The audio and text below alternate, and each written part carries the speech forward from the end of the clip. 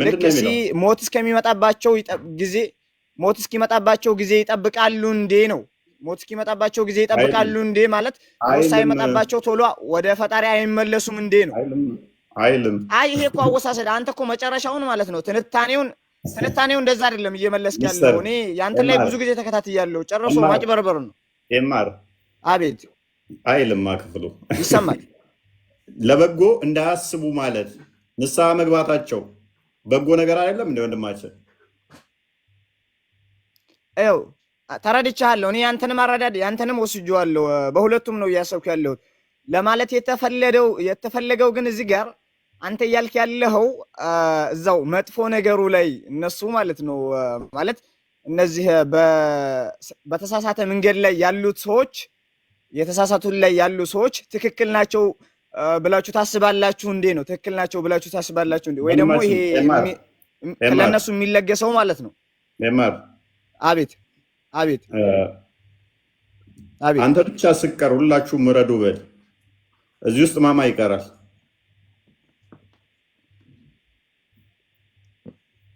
ገስት ላይ ማማ ይቀራል። አንተ ብቻ ስቀር ሁላችሁም ምረዱ በል።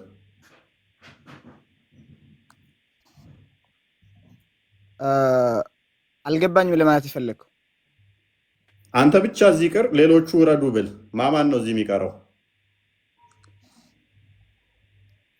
አንተ ብቻ እዚህ ቅር ሌሎቹ ውረዱ ብትል አንተ ብቻ እዚህ ቅር ሌሎቹ ውረዱ ብትል እኔና አንተንን የምንቀረው። ጎበዝ። ቁርአኑ ኦፕሽን አልሰጠም። የተውበት ምን ብሎ ነው ያለው? ኃጢአት እንድትሰሩ ብቻ የምናቻኩላችሁ እንዳይመስላችሁ ምን እንድትሉ ብቻ ነው የምናቆያቸው አለ። የምናዘናጋችሁ የምናቆያችሁ ኃጢአት እንዲጨምሩ ብቻ ነው። አንተ ደግሞ ተውበት እንዲያደርጉ ነው ትለናለህ። ብቻ ካለ ሌሎቹን አያካትትም፣ ይነጥላቸዋል ማለት ነው። እስኪ ከፈተው ሱራ 7 አይ ቲንክ 3:178 ነው።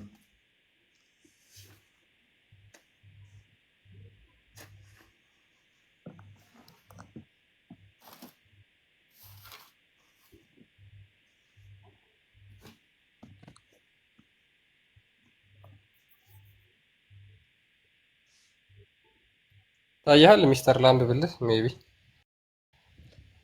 እነዚህ የካዱት ሰዎች እነሱን ማዘግየት አያየው።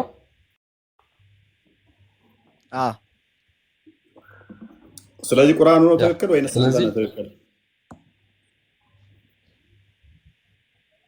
ቁርአኑ ነው ትክክል። ትንሽ ስክሪኔ ማለት ነው ጠቆር ብላለች፣ እዚህ የሚያመጣው አካባቢ ላይ ማለት ነው ትንሽ ጠቆር ብላለች እና በትክክል እየታየኝ አይደለም። አንብበለው ክርስቲያን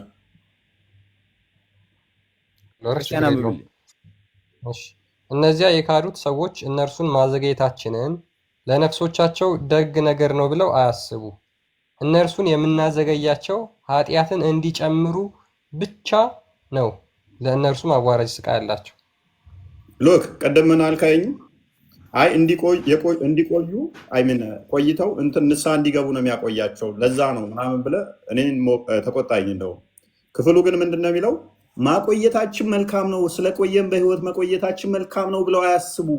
የምናቆያቸው ኃጢአት እንዲጨምሩ ብቻ፣ ንስሐ እንዲገቡ አይደለም የሚለው፣ ኃጢአት እንዲጨምሩ ብቻ ነው። ምንም አያፈናፍንም። እሺ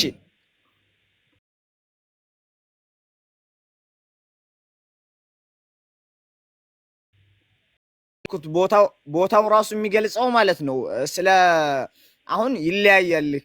የከሃዲያን ቦታና ማለት ነው የካፊርና ከሃዲ ማለት ነው። ከሃዲ እዛው እስልምና ላይ ሆኖ ከሃይማኖቱ ያፈነገጠና ከሃይማኖቱ ውጭ ያለ እንደ አንድ አይደለም። አሁን ለምሳሌ እነዛ የካዱ ሲባል አሁን ለምሳሌ ማለት ነው አሁን ለምሳሌ በክርስትና ሊሆን ይችላል። ለመስሎ ነው እሳት ውስጥ እኮ ነው ያለው። አመድ ቆይ አንዴ፣ እሳት ውስጥ ያለው እኮ እሳት ነው ተቃጥለህ ነው። እኔ እሳት ውስጥ አልገባም። አንተ ነህ እሳት ውስጥ የምትገባው። እስልምናን እየተከተልክ ራሱ ምንም ኤቭሪቲንግ በቃ ሰላም፣ ፍቅር፣ መከባበር ብትዩ እንደተቃጠልክ ታልቃለህ። አንዋሪ ተራን ጠብቅ አንዋሪ።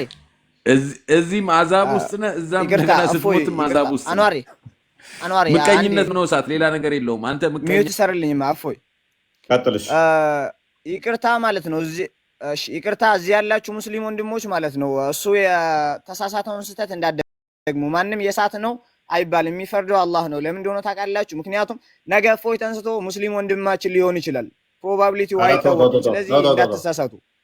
ለጠላቴ ማትመኝ ተው። ስለምን አትመኝ? ስለዚህ ልቀጥልልህ አይ ልቀጥልልህ ወንድሜ፣ አብሽር ፏ በል። እኔ ተረዳርተናል። እሺ አሁን ማለት ነው። እሺ ስለዚህ እዚህ ጋር ለመግለጽ የተፈለገው ለካፊሮች ነው ይሄ ነገር እየተባለው ከእስልምና ውጭ ያሉ ሰዎች ነው። ያ ማለት ከእስልምና ውጭ ያሉ ሰዎች ወደ እስልምና እስካልተመለሱ ድረስ ሙስሊሞችን እኮ እኔም እኮ አልወጣኝም እኮ። አቤት ከእስልምና ውጭ ያሉትን ነው እኔም እያልኩ ያለሁት። ስለ ኃጢአተኞች ወይንም ደግሞ ስለ ካፊሮች ነው ጥያቄ እኮ እያስረዳ ነው። ሰው ገብቶሃል? ከእስልምና ውጭ ያሉ ሰዎች ስለዚህ ገብቶሃል? አዎ ሬዲ ተግባብተናል ወንድሙ። እና ወደ እስልምና እስካልተመለሱ ድረስ በዛው በወንጀላቸው ላይ ሆነው ወይ ደግሞ ከእስልምና ውጭ ሆነው ትክክለኛው ነው ትክክለኛው ነው። እፎይ ይቅርታ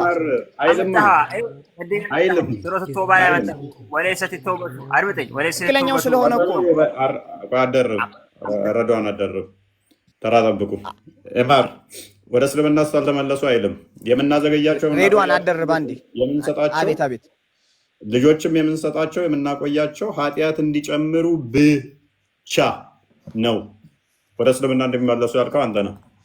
ሄዳ መጣው አይልም እኮ ክፍል። እሺ ስለዚህ እንዴት አልኩ መሰለህ እዚህ ጋር ማለት ነው። አሁን ከእስልምና ውጭ ያሉ ሰዎች ማለት ነው ወደ እስልምና እስካልተመለሱ ድረስ የፈለጉ በጎ ስራም መጥፎ ስራም ቢሰሩ ማለት ነው ዋጋ የለውም። ምክንያቱም ከእስልምና ውጭ ሆነህ እስከ ሞትክ ድረስ መጨረሻ የእሳት እንደሆነ የታወቀ ነው በእስልምና። እና እዚህ አካባቢ ላይ ደግሞ ምንን ይገልጻል መሰለህ? ከእስልምና ውጭ ሆነው ሀብትን ቢሰጣቸው ወይ ደግሞ የተለያዩ ጸጋዎች ቢሰጧቸው ያ ነገር መጨረሻቸውን ወደ መጥፎ ቢመራው እንጂ ማለት ነው ወደ መጥፎ ቢመራው እንጂ ያም ሀብቱም ወይ ደግሞ የሚሰጣቸው እያንዳንዱ የተለያዩ ነገራቶች ማለት ነው ያው ለምንም አይጠቅማቸውም ማለት ነው። ግን ወደ እስልምና ከተመለሱ እስልምና ውስጥ ከገቡ ብቻ ከዛ ነገር ውስጥ መውጣት ይችላሉ ማለት ነው። እስልምና ውስጥ ከገቡ ከእስልምና ውጭ ላሉ ሰዎች ነው ይሄ ነገር ግልጽ ይሆንልኝ። ኮቢል ጥሩ ነበረ አይልም። አክቹአሊ ብዙ ጥሩ ነበረ ወንድማችን አላህ ልጅም የሚሰጣቸው ወርቅም የሚሰጣቸው ተውበት እንዲያደርጉ ያንን በማሰብ ሳይሆን ኃጢአት እንዲጨምሩ ነው። ኃጢአት እንዲጨምሩ ብቻ ነው የሚሰጣቸው። ኢንቴንሽኑ ነው። እሺ አለ ሌላም ቦታ የሚል አለ ማለት ነው። አንድ ቦታ አይደለም፣ ሌላ ቦታ ይሄንንም ማአት ሰጣለሁ እኔ በቃኝ እስክትል ከ10 በላይ ከዚህ ጋር የተያዘ ወደ 20 ጥቅስ ሰጣለሁ። እሱ አጣላንም መኖሩ እኔም 1000 አልሞላሁም እንጂ እፎይ እኔም 1000 አልሞላሁም እንጂ ማለት ነው። እኔም ማስረጃዎች ነበረኝ ማለት የተለያዩ አሁን የምትለውን ይሄንን ቦታ የሚጻረር ማለት ነው አለ። አሁን ቁርአን እንዴት መሰለህ መረዳት ያለብን? ችግር የለውም። ቁርአኑ አይጋጭም። ቁርአኑ ተጋጭቶ ሳይሆን ቦታው እንዳረዳድ ነው። ያን የሚገልጽ ቦታዎች አሉ። አዳምጠኛ ይሄ ክፍሉ ግልጽ ነው። እንዴት ነው ይረዳል? እሱ ጋር አፋሩ እንደሚወጣው እንዴት ነው ይረዳል? ከዚህ በላይ መረዳዳት አለ። ነፃነት ያለበት ቤት ነው ቤቴ ባይዘ እረዳለሁ። ኤኒዌይስ ብቻ የምትለው ሁሉን ነገር ኤክስክሉድ ታደርጋለች። ሎክ ብቻ የምትለው ቃል ትዘጋለች፣ መዝጊያ ነች። ፕላስ ደግሞ አይጋር ተረድቼዋለሁ፣ ግን ፎር ዘ ክሪስቲያንስ ነው ያንኛው ለክርስቲያኖች ወይ ደግሞ ከእስልምና ውጭ ላሉ ሰዎች ስለሆነ እኮ ነው ብቻ የሚለው። ተረዳኸኝ? ሙስሊሞችን እያልኩ እኔም አይደለም፣ እኔም ሙስሊሞችን ናቸው እያልኩ አይደለም። ስለዚህ እያልኩ ያለሁት እኔ ምንድን ነው ኃጢአተኛ የሆኑ ወይም ካፊር የሆኑ ወይም ደግሞ እንደዚህ አይነት የሆኑ ከሙስሊም ውጭ የሆኑትን አላህ የሚያቆያቸው በኃጢአታቸው ላይ ንብረትም ልጅም እየሰጠ የሚሸልማቸው ያንን ሽልማቱን ምን ለማድረግ ነው? ቁርአኑ በግልጽ ልጅም እሰጣቸው ወርቅም እሰጣቸው ላዘናጋቸው ነው ካለን፣ ከዛ ደግሞ ኃጢአት እንዲጨምሩ ብቻ ሁለት ፊደል ነች ብና ቻ ብቻ ነው ካለን ግልጽ ነው። ወደትም ኮምፕሮማይዝ ማድረግ እንትን ማለት አትችልም። ኃጢአት እንዲጨምሩ ብቻ ነው ልጅ መሰጣቸው። እሱ ነው ይሄን ነው ብቻ ነው ወርቅ መሰጣቸው። ኃጢአት እንዲጨምሩ ብቻ ነው ማቆያቸው ካለ ግልጽ ነው። በአንተ አገላለጽ ልግለጽልህ አንተ እያልክ ባለው የኔን ልትወና ማለት ነው። እሺ አሁን ለምሳሌ ሌላ ሱራ ላይ ሌላ ቦታ ላይ ማለት ነው አለ ልጆቻችሁም ገንዘቦቻችሁም ለናንተ ምንድናቸው? ፊትና ናቸው ይላል። ፊትና ናቸው። ስለዚህ ይሄ ለነሱ የሚሰጣቸው ገንዘባቸውም ንብረታቸውም ሁሉም ለነሱ ማለት ነው የሚያዘናጋቸው ነው። ተረዳኸኛ? ከሃይማኖቱ የሚያዘናጋቸው ከእስልምና ማለት ነው። ተጨማሪ መረጃ እኮ ነው የሰጠኝ። ኧረ ንጽጽር ላይ ነን እኮ ማለት ያው ያ ፊትና ናቸው ማለት ለማለት የፈለግኩት ማለት ነው። ልጆቻቸውም ገንዘቦቻቸው ምንድናቸው? ሃይማኖት ያዘናጋቸዋል እኮ ፊትና የሆኑበት ሎክ ለሰዎቹ መጨረሻ ላይ አላህ እንደዚህ ያዘናግቶ ገሃነም ስለሚከታቸው ማለት ነው አይደለም? ፈተና የሆኑበት አይደል? አልተረዳ። እሺ ላስረዳ። እንደዛ ነው አይደል? የምንቀጥለው ቀጥል። እሺ አሁን እዚህ ጋር ማለት ነው አገላለጹ እንዴት መሰለ? ሞር እኛ የሰው ልጆች ማለት ነው በጣም እነዚህ ብልጭልጭ ነገራቶች ማለት ነው ይስቡናል። በብልጭልጭ ነገራቶች በምንሳብበት ሰዓት ና ኦንሊ ላይክ ሙስሊምስ ክሪስቲያንስ እና ብዙ ሃይማኖት ላይ ያሉ ሰዎች ከሃይማኖታቸው በጣም የሚወጡበት ፕሮባቢሊቲ ይሰፋል። ሞር ላይክ ወደ ገንዘብ ልጆች ሊሆኑ ይችላሉ። ሐሳባችን በሙሉ ምን ይሆናል? እዛ የምናገኘው ነገር ላይ ይሆናል። ያ ማለት ደግሞ እድላችን በጣም ላይክ ትንሽ ነው የሚሆነው። ስለዚህ ሞር ላይክ እዛ ላይ አሁን ልክ የቅድሙ ቦታ ላይ በገለጽኩ አገላለጽ ማለት ነው እነዚህ ገንዘባቸውም የሚሰጣቸውም እያንዳንዱ ስጦታ ማለት ነው የነሱ እውነትን ማዘናጊያ ነው። ግን እነሱ ትክክለኛውን ሃይማኖት ከያዙ ማለት እስልምናን ከያዙ ከዚህ ነገር ወጡ ማለት ነው። ምን አለ መሰለ አሁን በጣም እንዳለ ቁርአንን ማለት ነው እንደ በተለያዩ እንትኖች ቁርአን በጣም ይሰፋል። ቁርአን ጭራሽ የኛ አይምሮ ሊቀበለው የማይችሉ አይነት ትልቅነት ነው ያለው፣ ይሰፋል። እና እኛ ዝም ብለን በትናንሽ አማርኛ ልክ አሁን ለምሳሌ እዚሁ ወደ መጽሐፍ ቅዱስ ምንገባ ማለት ነው እንዴት ያደርጓል መሰለ አሁን በግሪክ ሲመጣ ጭራሽ አሉ ቄስ ነን የሚሉ ትላልቅ ክርስቲያኖች አያውቁትም፣ ምንም አያውቁትም። ወደ ግሪኩ ሲመጣ ማለት ነው አማርኛው ራሱ በትክክል መረዳት የማይችሉ በፕሮባቢሊቲ ላይ ይመጣል። እና አስቸጋሪ ነው። ፎይ ትረዳኛለህ አንተ? እኔ ይገባኛል። ያንተ ማይንድ የሌለ ነው፣ ጸዴ ማይንድ ነው ያለ። አድናቂህ ነው በተለይ ይመች። እሺ እኔስ ችግሩ ምን ይሆናል መሰለ እንደ መጽሐፍ ቅዱሳችን እግዚአብሔር ይህንን የሚሰጠው መጽሐፍ ቅዱሳችን በግልጽ ቅድም ባየነው ላይ የሚያቆያቸው የሚያዘገያቸው ንስሐ እንዲገቡ ነው ይላል። የማዘገያችሁ ኃጢአት እንድትሰሩ ነው ሳይሆን የሚለው ንስሐ እንድገቡ ነው፣ ከኃጢአታችሁ እንድትመለሱ ነው፣ ከጥፋት እንድትመለሱ ነው ይላል። ቁርአኑ ግን ደጋግሞ የሚናገረው የምናዘገያችሁ ኃጢአት እንድትጨምሩ ብቻ ነው። ልጆች የምሰጣችሁ ልጆች መሰጠቱ ወርቅ ገንዘብ ማግኘታችሁ አይደለም። እግዚአብሔር እኮ ፀሐይን በአማኙም በኢአማኙም ላይ ያወጣል፣ ዝናብን በአማኙም በኢአማኙም ላይ ያወጣል። ያንን ለኢአማኙ ግን ዝናብ የሚያወጣለት ኃጢአት እንዲጨምር ብቻ ነው ብሎት አይደለም። ከተፈጥሮ ተማሪ እየመገብኩህ ነው፣ እየተንከባከብኩ ነው፣ ለአንተም ፀሐይ እየሰጠው ነው። ምን ያህል ፍትሃዊ እንደሆንክ ወቅ፣ ምን ያህል ፍቅር እንደሆንክ ወቅ፣ ንስሐ ግባ እያለው ነው እንጂ ኃጢአት እንድጨምር ብቻ ነው እያለው አይደለም። ኃጢአት ለመጨመር ብቻ ይህንን እየሰጠው ነው እያለው አይደለም። ንስሐ እንድገባ ነው የማደርግልህ። ልጠይቅህ ጥያቄ ልጠይቅህ። እሺ አሁን እንደ ቋሚነት ማለት ነው እንደ ቋሚነት እኛ የሰው ልጆች አሁን እያልክ ያለው ነገራቶች ማለት ነው ሪል ላይፍ ላይ አሁን ኔቸር ማለት ነው ተፈጥሮ ያው እናውቃለን፣ ሁላችንም እናውቃለን በአንድ ፈጣሪ ነው። አሁን እዚች ጋር ማለት ነው አለ ማንም ዓለም ላይ ማለት ነው ሁሉም እንደሚያምኑበት ማለት ነው ከትንሽ ህንዶቹ ጋር ብቻ ነው እንጂ አንድ ፈጣሪ አለ ተብሎ ነው የሚታመነው። ያው ክርስቲያኖች ሶስት የሚሉ አረዳድ ነው፣ ግን ሶስቱንም ወደ አንድ የሚመጣበት የምታመጡበት የምትሰበስቡበት መንገድ አለ። እና አሁን ለማለት የፈለኩት በኔቸሩ ስንመጣ በተፈጥሮ ያው ነው ያልከው ነገር አላህ ሁሉም ላይ በጣም ያው ሞር አይተህ ከሆነ ረሱላችን ራሱ ሰለላሁ ዐለይሂ ወሰለም ማለት ነው ያን ያክል ንብረትም አልነበራቸውም እያልክ ያለው ነገራቶች በሙሉ ማለት ነው ያን ያክል እነሱ ላይ ተጽዕኖ አልፈጠረም ነበር በንብረትም በሁሉም ነገር። እንዴት በቃ ልገልጽልህ አልችልም። የሆነ ታውቃለህ ምን አገናኘው? መሐመድ ሀብታም እንደሆነ ነው የማውቀው እኔ። በፊት ደሃ ነበረ እውነት እንዳልከው። ከዲጃን ካገባት በኋላ ግን ደሃ አይደለም። ምክንያቱም ሱረት ደዋ ላይ 8ኛዋ ላይ ደሃ ሆነህ አገኘንህ አከበርንህም ይለዋል አይደል? ደሃ ነበረ አከበረው። እንዴት ነው የከበረው? ተፍሲር ኢብኑ አባስ ሲተርከው ይሄንን በከዲጃ ገንዘብ ሀብታም ሆነ ይላል። 95 ላይ እናንተ ዘረፋው ገንዘቦችን እናንተም አብራችሁ እንድትዘርፉ ለእናንተ ተፈቀደ። በኋላ 94 95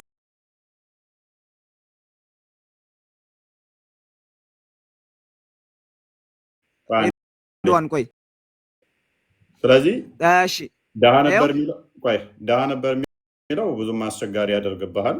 ገንዘብም የለውም የሚለው ወደ መቶ ግመሎች ከእንትን ላይ ሲሰጥ እንደነበረ አውቃለሁ ወደ እስልምና እንዲመጡ ሰዎች ብሎ ሱራ 9:60 አካባቢ የወረደበትን አስባቡን ካወቀው ልቦቻቸው እስልምና ለከጀሉ ምናምን የሚለው ክፍል ማለት ነው። ስለዚህ እሱ ከመቶ ግመል እፎይ ግን ማለት ነው እፎይ ይቅርታ፣ በጣም ይቅርታ ይኸው አንዴ ይቅርታ እፎይ ይቅርታ አንዴ ቁርአንን ግን ማለት ነው እኔ በእንዴት እየተረዳ ሱራ 9:30 39 ምናምን የሚባል የለም እኮ ሱራውን ስም እየጠራ የሱራ ስም አለ። ሁሉም ሱራዎች ስም አላቸው። ሱረቱል ፋቲሃ፣ ሱረቱል እያልክ ክርስቲያን ክፈት፣ ሱረት ተውባ እንደዚህ እያልክ ሱረቱል ተውባ ክፈት። ሱረት ተውባ ማለት 9ኛው ማለት ነው። ይኸው ተውባ ይባላል። ሱራ 8:1 ማለት የጦር ዘረፋ ገንዘቦች ማለት ነው። አንፈል ይባላል ወይ ነው? ተሳሳትኩኝ? ከጦር ዘረፋ ገንዘብ ክፈትለት። እሺ አንብብለት። የአላህና የመሐመድ ነው። ክፈት። ቁጥር 1 ከጦር ዘረፋ ገንዘቦች ይጠይቁሃል። የጦር ዘረፋ ገንዘቦች የአላህና የመልእክተኛው ነው አይደል? ናቸው። አላህ መቼም አይካፈለውም፣ የመሐመድ ነው የሚሆነው። ስለዚህ ደሃ ነው አትልም።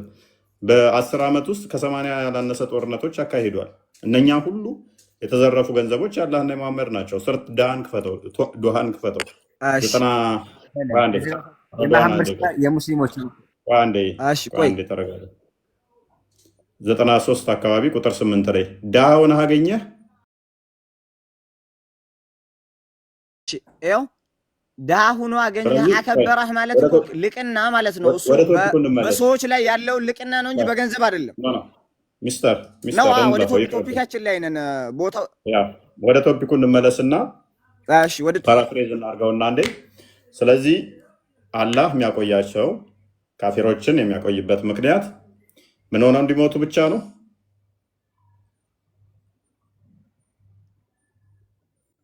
ንስሐ ገብተው ወይንስ ኃጢአት እንዲጨምሩ ብቻ ነው የሚያቆያቸው?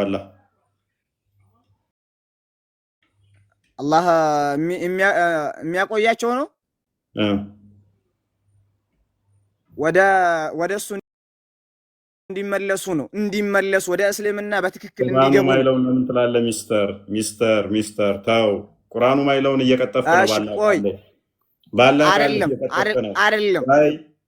አይደለም ካዲዎችን የሚያዘገያቸው አለ። ቆይ በቁርአን ላይ አትቅጠፍ። ካዲዎችን የሚያዘገያቸው አለ። አይ እየቀጠፍኩ አይደለም። አረዳድህ ነው። እኔ መጀመሪያ ቁርአንን የጠየኩህ ፎይ ነገር ያለው መጀመሪያ የሚያቆያቸው ኃጢአት እንዲጨምሩ ብቻ ወይንስ ንስሐ እንዲገቡ?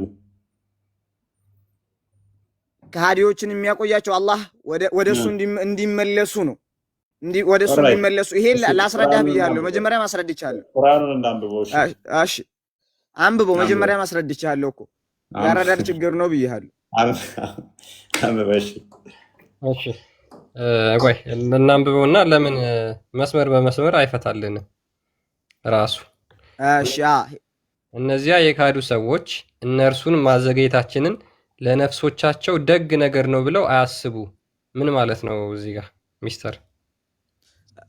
እሺ ላስረዳህ። እዚህ ጋር ማለት መቆየታቸው ለነሱ ጥሩ ነው ወይስ አይደለም?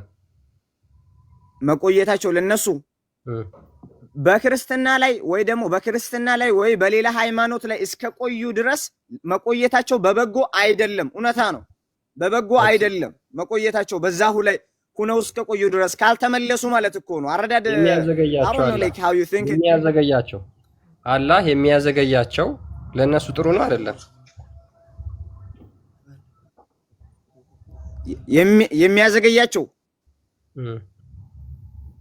የሚያዘገያቸው ማለት ነው።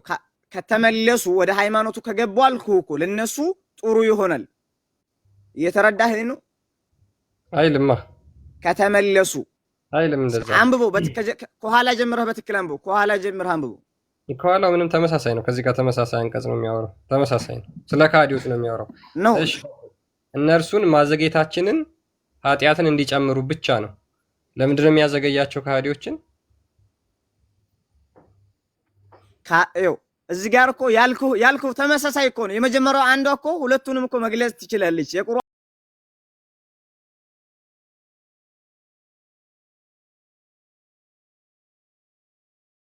ወይ በሌላ እምነት እንዲቆዩ አይደለም አልክ አይደል አንተ? እሺ ቀጥል። እነርሱ የሚያዘገያቸው ለምንድን ነው አለ አላህ እዚህ ጋር የሚያዘገያቸው ለምንድን ነው? ወደ የሚያዘገያቸው ከጣዖት አምልኮ ከክህደት ወደ እስልምና እንዲመጡ ነው ወይስ ኃጢአትን እንዲጨምሩ ነው? ያው በዛው ላይ ከዘገዩ ነው ብያለሁ እኮ። በዛው በጥመቱ ላይ ከዘገዩ መጀመሪያ እኮ እዚህ የመጀመሪያው እኮ ተገልጿለች እኮ አገላለጹ እኮ በትክክል ተገልጿል እኮ። ሚስተር የምናዘገያቸው ማለት ምን ማለት ነው?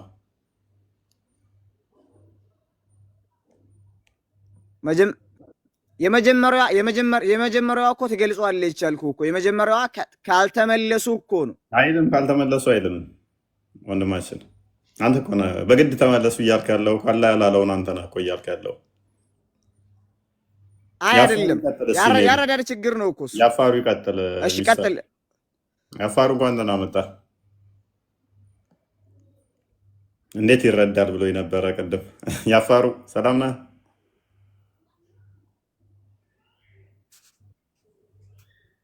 ያፋሩ ይሰማል? አብዱልከዲር እኔም ጥያቄ ይዤ ነበር የመጣሁት። ጠይቃለህ? እፎይ እሺ ትጠይቃለህ ወይ? አብዱልከዲር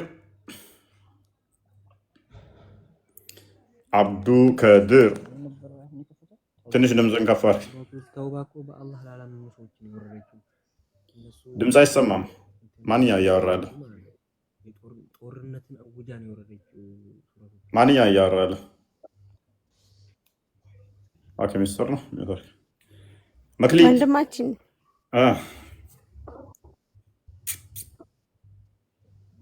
ሰላም፣ እንኳን ደህና መጣሽ እህታችን። እንኳን ደህና ቆየኝ። ሰላም ነው ይመስገነው። አይ ቲንክ ነው ሰምተሽዋል ክፍሉን። ሙስሊም ነሽ ብዬ አስባለሁ። ጋር አይደለሁም። ሙስሊም አይደለሽም?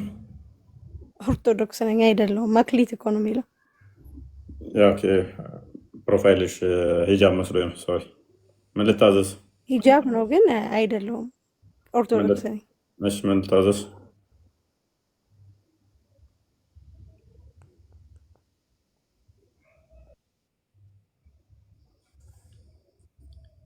ኦልራይት ያፋሩ ይሰማል?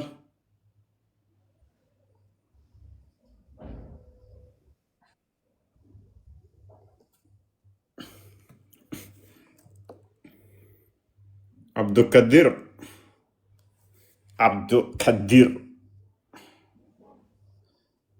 እዚህ ጋር በነገራችን ላይ ከሃዲዎች ወይ ደግሞ ጣዖት አምላኪዎች ከነበሩ ወደ ክርስትና እንዲያመጣቸው ነው የሚለውን የተናገረውን ሚስተር እዛው አንቀጽ ላይ ያው ግልጽ ስለሆነ ሌላ ግል ድገመው። ምናልባት አላህ ሊመራው የሚሻውን ሰው ደረቱን ልቡን ለኢስላም ይከፍትለታል ይላል። ሊያጠመውን የሚሻውን ሰው ደረቱን ጠባብ ቸጋራ ወደ ሰማይ ለመውጣት እንደሚታገል ያደርገዋል። ሉክ አሁን ለምሳሌ እነዛ ጣዖት አምላኪ ሆነው ወይም ደግሞ ሌሎች እምነት ተከታዮች ሆነው ደረታቸውን ጠባብ ቸጋራ ወደ ሰማይ ለመውጣት እንደሚታገሉ እንደሚፍጨረጨሩ ያደርጋቸዋል ማለት ነው። ይሄ የፍቅር አምላክ ጀምረህ ድገመው እስኪ ክርስቲያን ድገመውማ እንዴ አዛኝ አምላክ ነው ብለን ክርስቲያን ድገመው ነገራችን ላይ ከመጀመሪያ ጀምረህ ድገመው። እሺ ከመጀመሪያ ጀምረህ ድገመው። አንብበው እየተረዳሁ ነው። አንብበው። ትንሽ እኮ ጥቁር ነገር ናት እኮ ያዝ ያደረገችኝ እዚህ ስክሪኔ ላይ ማለት ነው። አይታየም? አንብበው። ኦኬ ይሰማል? ስክሪኔ ላይ ማለት ነው። ትንሽ ጥቁር አለችና ነው ስክሪኔ ላይ።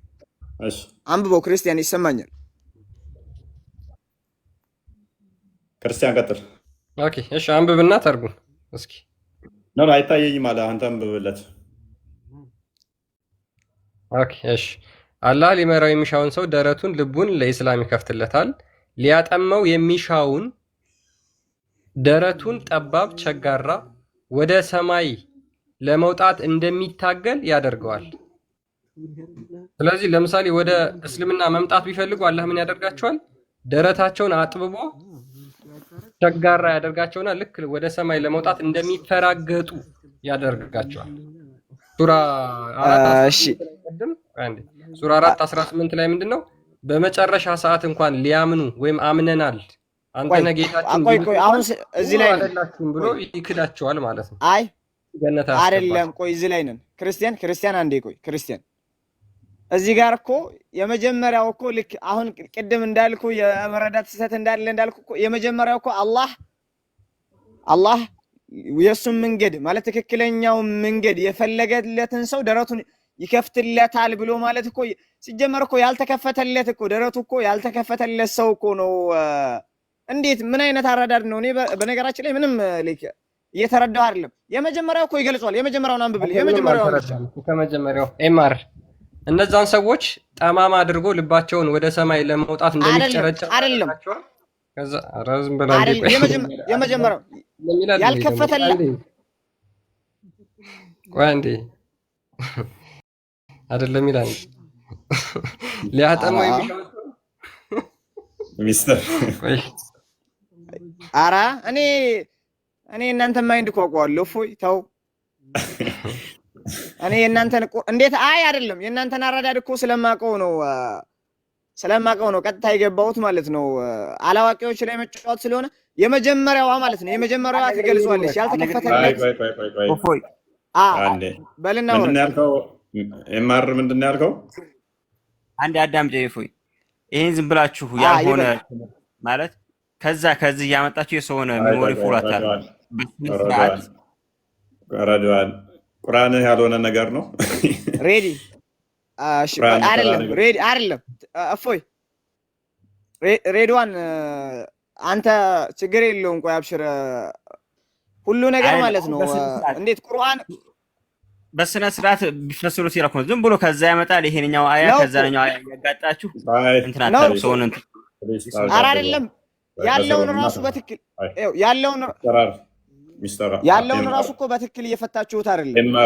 ኤምአር የመለስኩ ይመስላል አንተ አይደል? አንዳንዴ ስላወራን ተመለሰ ማለት አይደለም። ያንን ተረዳ።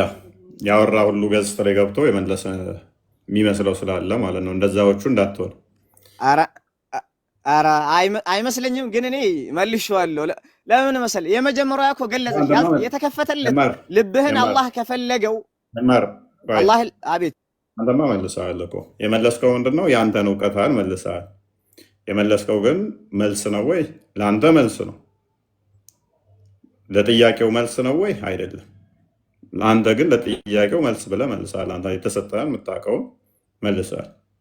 የአንተ ጭንቅላት ምን ያህል እንደሆነ በዛ አረጋግጠናል። እኛ የጠየቅነው ምንድን ነው? እንዴት ነው የጠየቅነው? መልሱስ ምን መሆን ነው? እንዴት ነው? ስለምናውቀው የአንተን መልስ ዊዝ ዲው ሪስፔክት ተቀብለናል። እሺ አንዴ ልወርድ ነው። ይቅርታ አንድ ነገር ብቻ ነው መናገር የምፈልገው። ቀጥል።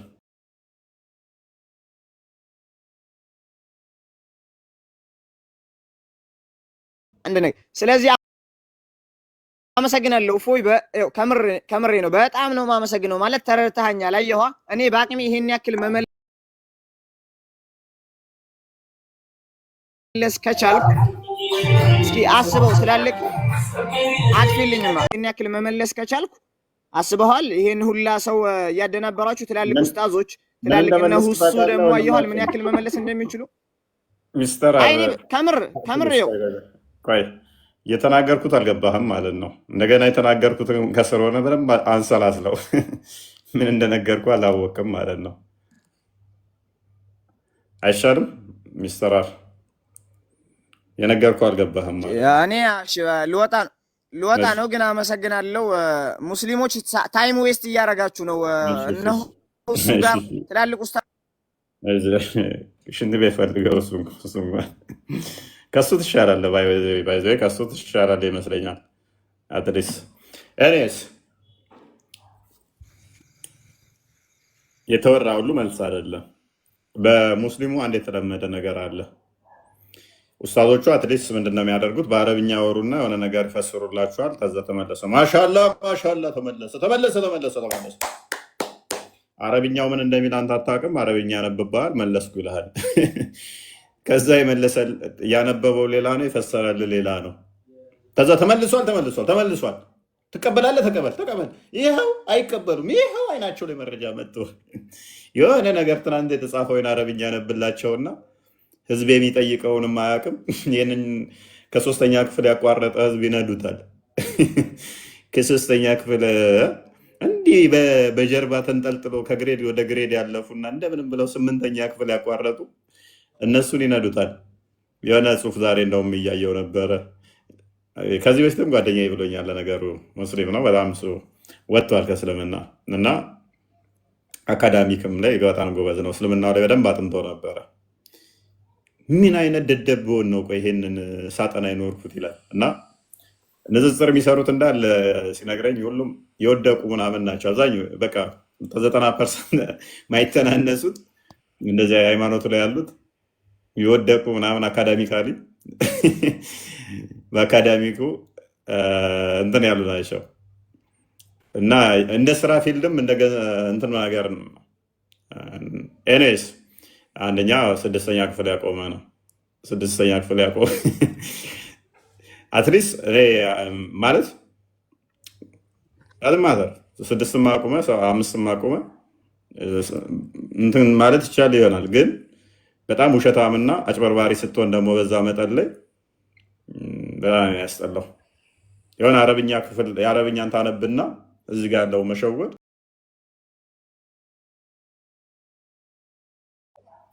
አባባ ሰላም ነው። እንዴት ነው ሰላም ነው አባባ ስትሉት በአማርኛ እንዴት ነው ሰላም ናችሁ ይላችሁና በሌላ ቋንቋ ደግሞ ይህን ሰውዬ እንድድፈው ምናምን እየተባባለ ይመካከራል። ምንድነው ያላችሁ ስትለው እንጀራ እንስጠው፣ ምግብ እናብላው፣ እግሩን እንጠበው፣ ቤት እናሳድረው እያልን ነው እንደማለት ነው። ቋንቋውን ስለማታውቅ የተረጎመልህን ነው የምታውቀው፣ ሌላ የምታውቀው ነገር ስለሌለ ማለት ነው። ቲክቶክ ላይ ያሉ ኡስታዞች እንደዚህ ነው የሚሰሩት። ይህንን ከተወሰነ ክፍል ያቋረጠን በሆነች ቋንቋ ያመጡና እንትን ብለው በዛ ከዚህ ቋንቋውን እንትን ይሉና ይሸውዳቸዋል ማለት ነው። ይችውት ግን ደስ በሚል ሁኔታ ውሸት የጊዜ ጉዳይ እንጂ ትወጣለች። ራሳቸው በራሳቸው ሲዋረዱ አይታችኋል። ዳይፍ ያመጣሉ። ለምንድን ነው የምታሸው? አዳም እኔ አይደለም አሸወት፣ መረጃዎችን ከፍትላለን ከፈለገ። የራሳቸው ኡስታዞች እርስ በርሳቸው ሲጣሉ ምን አሉ? ዳይፍ እያመጡ ካፊሮችን ወይንም ክርስቲያኖችን ለማሸነፍ ሲሉ ዳይፍ አዲስ ነው የሚያመጡት የኛ ኡስታዞች። እኔ ልጅ ቻሌንጅ ሰጥቻቸው ነበር። አንድ ቀን የዋሸሁትን አንጡ ብያቸው ማምጣት አልቻሉ። ቪዲዮ ስሩብኝ የዋሸሁበትን ብያቸው አንድ ላይ ብቻ ነው እንትና የሰራብኝ። እሱንም ምላሽ ሰጠሁት። የኔ ስህተት አይደለም ጸጥ አለ። ከዛ ወዲያ ምላሽ ሲሰጥበት 2 ጊዜ ሰርቶብኛል እሱ ዋሸ ብሎ 2 ምላሽ ሰጠሁት። አርፎ ተቀመጠ። ጸጥ ዳኢፍ እያመጣው የቀጠፍኩባቸው ማምጣት አይችሉም። የዋሸሁትን ማምጣት አይችሉም። የራሳቸው ኡስታዞች ግን እንደሚዋሹ ዳኢፍ እንደሚያመጡ እርስ በርሳቸው ሲጣሉ ምን አደረጉት? አጋለጡ ማለት ነው። ዳኢፍ እያመጡ ነው የሚሰሩት። 1 ይዋሻሉ፣ 2 ማይለውን እያሉ ክርስቲያኖችን ለማሸነፍ ብለው የውሸት ያስተምራሉ። አንድ ኡስታዝ አይደለም ያለው፣ ብዙዎቹ ናቸው ያሉት። ብዙዎቹ ብዙ ኡስታዞች ናቸው ይህንን የተናገሩት። ንጽጽር የሚሰሩት እንዲህ እያደረጉ ነው። ክርስቲያኖችን ንጽጽር ለማሸነፍ እያሉ እንዲህ እያደረጉ ነው። አስቀድማችሁ የራሳችንን ተማሩ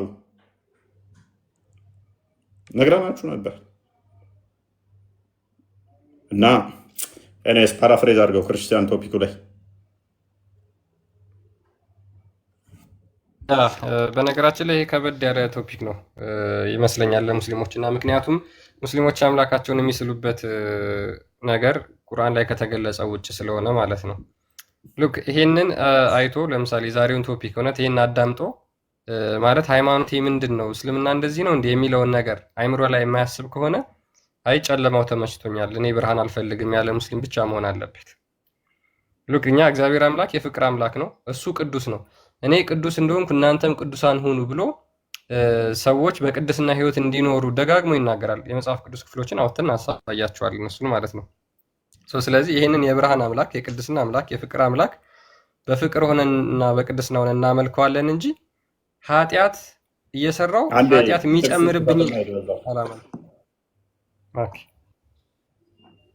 ሎክ ቀደም ባየነው ላይ በጣም ይቅርታ ክርስቲያን ጣልቃ ስለገባውብህ ሰውየው ቅጣት ሲመጣበት ይቅርታ ቢጠይቅ አልቀበልም ይላል። በምቾት ያቆየውና በምቾት ማቆየ ኃጢአት እንድጨምር ብቻ ነው አለው። ቅጣት ሲመጣበት ደግሞ ይቅርታ ቢጠይቅ አልቀበልም አለው። መጽሐፍ ቅዱሳችን ላይስ ቅጣት የመጣባቸው ሰዎች ምን ይፈጠራል የሚለውን አንዴ ሉቃስ ወንጌልም ምዕራፍ 23 አንዴ ክፈተው።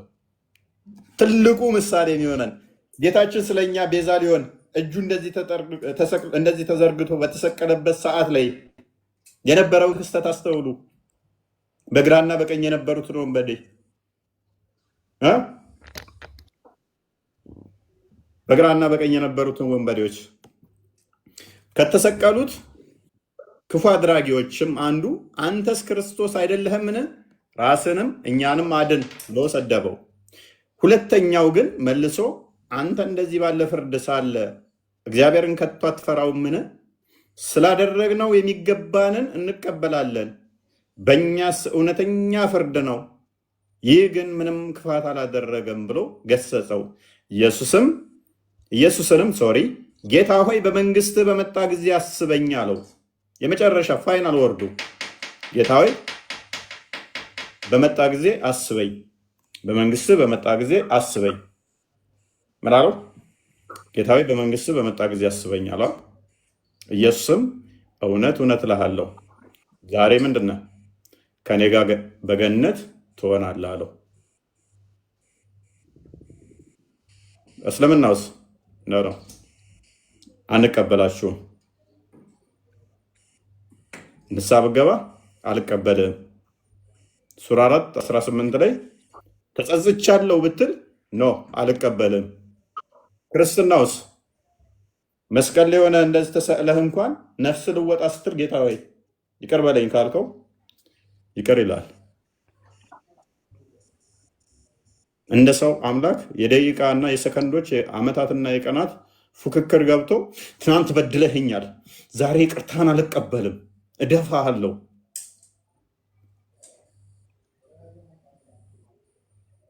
አይልም አይልም። አምላካችን ፍቅር ነው። አንደኛ ዮሐንስ በመልእክቱ አንደኛ መልእክቱ ላይ ምዕራፍ 4:8 ክፈተው። አንተ ማትረባ ትናንትና ክደኸኛል፣ ይቅርታን አልቀበልም ነው። አንኮንዲሽናል የሆነ ፍቅር አለው አምላካችን ለሰው ልጆች። ወዳጆች ሆይ ፍቅር ከእግዚአብሔር ስለሆነ የሚወደው ሁሉ ከእግዚአብሔር ስለተወለደ እግዚአብሔርንም ስለሚያውቅ እርስ በርሳችን እንዋደድ ይላል። ፍቅር የሌለው እግዚአብሔርን አያውቅም፣ እግዚአብሔር ምንድን ነውና ፍቅር ነውና ይላል። እግዚአብሔር ምንድን ነው? ፍቅር ነው። አንኮንዲሽናል የሆነ ላቭ፣ ትናንትና ስለበደልከኝ ብሎ ማይከዳህ ፍቅር፣ ቅድም አስቀይመኸኛል ብሎ ይቅርታህን አልቀበልም ማይል ፍቅር። ሮሜ ምዕራፍ 5:6-7 ልፈተው። አይን ላፈር የማይልህ ጌታ እየወገሩት ይቅር የሚል ጌታ፣ እየሰቀሉት ምህረትን ለነሱ የሚጠይቅ ጌታ፣ ስለ ሰው ልጆች እጆቹ ተዘርግተው ደሙ እየተንጠባጠበ ቤዛነትን ሰጥቶ ለደሙን ለሚያፈሱት እንኳን ምህረትን የሚሰጥ አምላክ ገና ደካሞች ሳለን ክርስቶስ ዘመኑ ሲደርስ ስለ ኃጢአተኞች ሞቷልና። ስለማ? ስለ ጻድቃን ነው፣ ስለ ኃጢአተኞች። ክርስቶስ የመጣው ራሱ ስለ ኃጢአተኞች ገዶት ነው። ኃጢአተኛ ከሆንኩ አልፈልግህም፣ አላቅህም፣ አንተ እንደውም ኃጢአት እንድጨመር ነው ማቆይህ ነው። አንተ ኃጢአተኛ ሆነህ እሱ የእሱን ፍቅር ወደ ፍቅሩ ሊያመጣ ቅድስናውን ሰጥቶ ወደ ቅድስናው ሊያመጣ ወደ አንተ ዝቅ ብሎ መጣ። ገና ደካሞች ሳለን እኛ በምንችልበት ኃያል ብርቱ ሆነን ቅዱስ ሆነን አይደለም። ደካሞች ገና ሳለን ክርስቶስ ዘመኑ ሲደርስ ስለ ኃጢአተኞች ሞተዋልና ስለ ጻድቃን የሚሞት በጭንቅ ይገኝ ይሆናል አለ። ያ ስለ ጻድቃን የሚሞት ሜይ ቢ በጭንቅ ይገኝ ይሆናል። ስለ ቸር ሰው ግን ሊሞት እንኳ የሚደፍር ምናልባት ይገኝ ይሆናል። ነገር ግን ኃጢአተኞች ሳለን ክርስቶስ ስለኛ ከፍ አድርገው ሞቷልና ምን ገና ሳለን ኃጢአተኞች ሳለን እግዚአብሔር ለኛ ያለውን ፍቅር የራሱን ፍቅር ያሳረዳል ይላል። በሰዓት ጠፍታችኋል ልጆቼ ብሎ ፍቅር ነውና ወደኛ መጣ። እኛ ስንርቀው እሱ ፍለጋ መጣ። እኛ ስንሸሸው እሱ ቀረበን። ስለኛ ግርፋት እሱ ተገረፈልን። ስለኛ መራብ እሱ ተራበልን። ተዋርደን በነበረበት ሰዓት ውርደታችንን ተቀብሎ በጸጋው ከፍ አደረገን። ተራቁተን የነበረበትን እሱ ተራቁቶ በጸጋ አከበረን፣ አለበሰን። አልፈልግም፣ ይቅርታ አላደርግልህ የሚል አምባገነን አምላክ የለንም። ፍቅር የሆነ ጌታ ነው። ሳዳ እንኳን ደህና መጣ። እንኳን ደህና ቆያችሁ። መልካም ጥያቄ ልጠይቅህ። ቢ ቶፒኩ ላይ እንተንበረው ነው ጠይቃለሁ።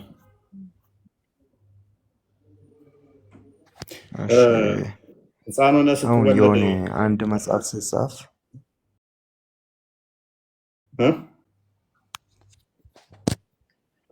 ስማኛ እንደ መጀመሪያ አንድ መጽሐፍ ስጻፍ የትኛውም መጽሐፍ ምዕራፍ አለው? ተመልሳለሁ። አላህ ወጣ ነበር ዲነኩም ወሊየ ዲን ነው። በቃ ዘግተናል፣ ቦታ የለንም። ዲነኩም ወሊየ ዲን እሱ አይ በሱረት ተውባ አንተ አንዋር ለምን ስርዓት አትይዝም? እኛ ልንጠይቀው ነው። ስርዓት ያዝ። ሲያስጠላ ስማኝ፣ ቀጥልሽ። አንድ መጽሐፍ ስጻፍ አሁን የተራ ሰው እንኳን መጽሐፍ ስጻፍ ምዕራፍ አለው። ሁሉም መጽሐፍ የትኛውም ይሁን አይደል? እሺ። አንደኛው ምዕራፍ ሐሳቡን ከመጀመሪያ እስከ መጨረሻው ምዕራፍ አያልቅም ሐሳቡ ማለት ነው አይደል? ማን ያለው አይደለም፣ የተራ ሰው እንኳን አልኩኝ እኮ። የትኛውም መጽሐፍ ቁርአን ግን እንደዛ አይደለም። ቁርአን እንደዛ አይደለም። እኔ ነኝ ያልኩ። ቁርአን እንደዛ ነው አይደለም። አሁን ቆይ ስማኝ እንዴ አይደለም። አሁን አንተ መጽሐፍ ቅዱስን ስታነብ እያየሁህ ነው። 7 8 9 10 11 እንደዚህ እያነበብክ ነው። ግን ከቁርአን ስትጠይቅ አንድ ትንሽዬ ነገር ወይ ደግሞ የሆነ ትንሽዬ ሲምፕል ነገር ይዘህ መተህ ነው የምትጠይቀው። ከዛ ጨምር አልጨምርም ቀንስ ከዛኛው ያው ሱራ 23:54 ክፈተው። 3:4 ብዬ ላንብብለት። እሺ ከዛ ታብራራለህ። ለብሶ እንዳይሆን ክርስቲያን አለ ክርስቲያን መለስኩኝ። ኔትወርክ ላግ አድርጎብኝ። ሱራ 23:54 ነው ክፈተው። ኦኬ ምን ልክፈትልህ? ሱራ 23:54 ጥያቄ አልጠየከኝም እኮ። ኦራይት ጥያቄ ልጠይቅ። እሺ ካፊሮችን አላህ የሚያቆያቸው ለምንድን ነው? ኃጢአት እንዲጨምሩ ብቻ ወይንስ ንስሐ እንዲገቡ? ካፊሮችን የሚያቆየው ለሰው መጀመሪያ አላህ አይምሮ ሰጥቶታል። አስቦ ከተመለሰ ይመለስ፣ ካልተመለሰ ደግሞ ጀሃነም እንዲገቡ ነው የተዘጋጀ። ጀሃነም የተዘጋጀ ለካፊሮችና ለካሃዲዎች። ካፊርና ካሃዲ ከሌለ ጀሃነም ማን ይሞላል? ገና ሳይፈጥር ነው አይደል? አላህ እናንተ ገነት ግቡ እናንተ ገሃነም ግቡ ብሎ የወሰነው። ውሳኔ ይቀየራል። የአላህ ውሳኔ ይቀያየራል። ሱራ 6:114 ላይ እኔ ቃል አትቀየርም ይላል። ስለዚህ አንተ ነው የቀየርከው ያለህን ቃል አይደለም። ማን የቀየረው? ውሳኔ ይቀየራል። የአላህ ውሳኔ አንዴ አሁን ለምሳሌ ወይ መጀመሪያ ላይ የምጻፈው አሁን መጀመሪያ ላይ ሲጻፍ ይሄ ሰውዬ ከ60 ዓመት ይኖራል። ከ60 ዓመቱ ለአንድ ቀን ብሎ ሙስሊም ሆኖ ይሞታል። ከዛ ጀነት ይገባል ሊል ይችላል። አዎ ስለዚህ የሆነ ሰዓት ሰውየው ሲቀየር ውሳኔውን አላህም ይቀይራል ማለት ነው። ስለዚህ አላህ ራስ ኮንዲሽናል ነው ማለት ነው። ወቅታዊ የሚሆን ነው፣ የሚዋዥቅ ነው ውሳኔው። አያውቅም ማለት ነው አላህ ራስ። አይደለም አሁን ስማኝ ቆይ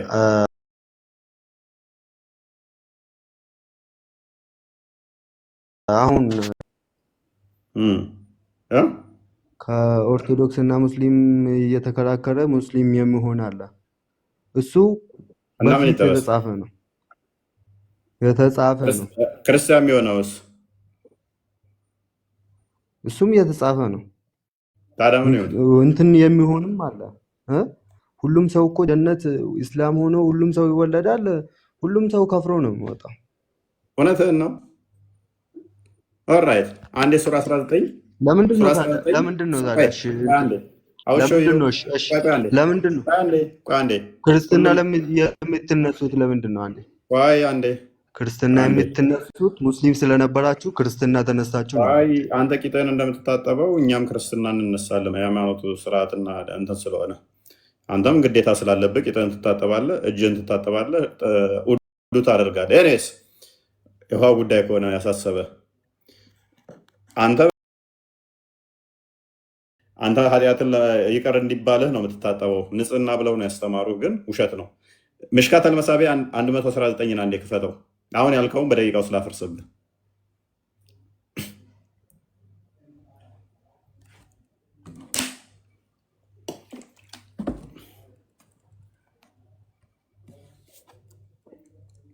ባይዜ ዋሽተዋችኋል።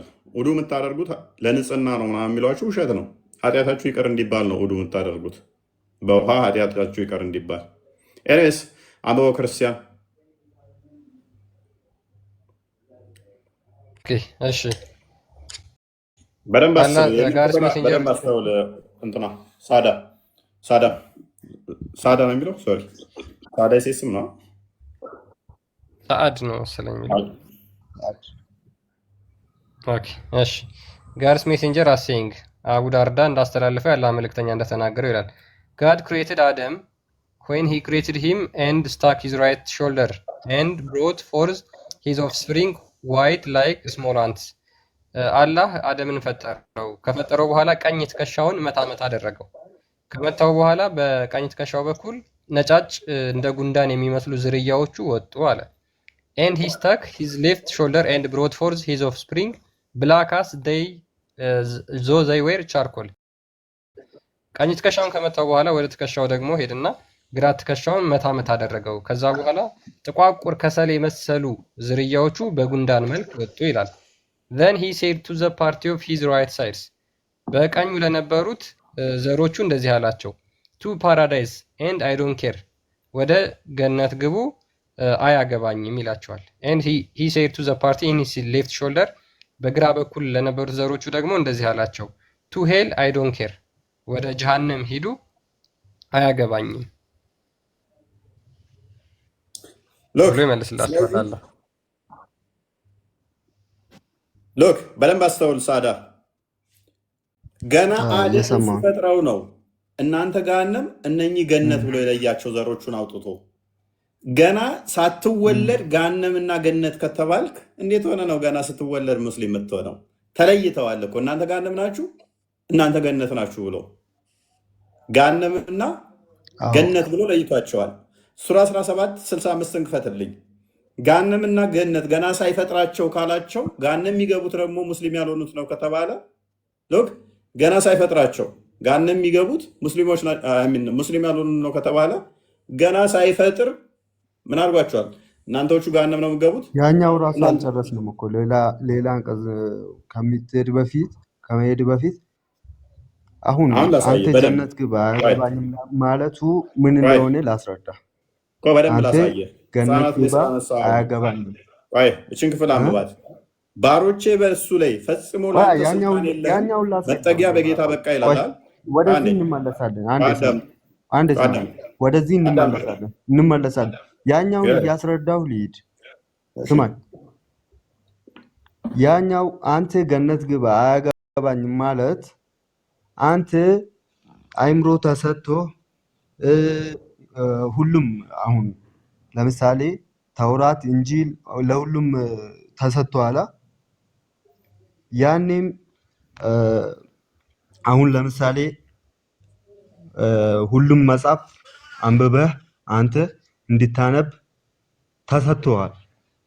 አንብበህ እንድታስተውል ደግሞ አይምሮ ተሰጥቷል። ከዛ አንተ መርጠህ የሚሆንህን አይተህ ወደ ጀነት የሚወስድህን መርጠህ መሄድ ያንተ ድርሻ ነው። አያገባኝም ማለት ደግሞ ጀነት ብትገባ አላህም ምንም አጠቅመውም ለራስህ ነው። ገሃነም ብትገባም ደግሞ ከአላህ ምንም የምታጎለው ነገር የለም ለማለት ነው። ማራይት እሺ። ሜቢ ክፍሉን አልተረዳኸውም ሳድ። ክፍሉ ስለ ምርጫም አይደለም። ገና ሳትፈጠር እኮ ነው። ገና ሳትፈጠር አንተ ገሃነም ትገባለህ፣ አንተ ገነት ትገባለህ ብሎ የለየ ገና ሳትፈጠር ነው፣ በምርጫ አይደለም። ሳትፈጠር ሳትፈጠር የለህም። ሳትፈጠር እከሌ ገሃነም ትገባላችሁ፣ እከሌ ገነት ትገባላችሁ ብሎ ለየ። ጀርባው መታ ተደረገና ነጫጭ ዘሮች በቀኝ በኩል አወጣና እናንተዎቹ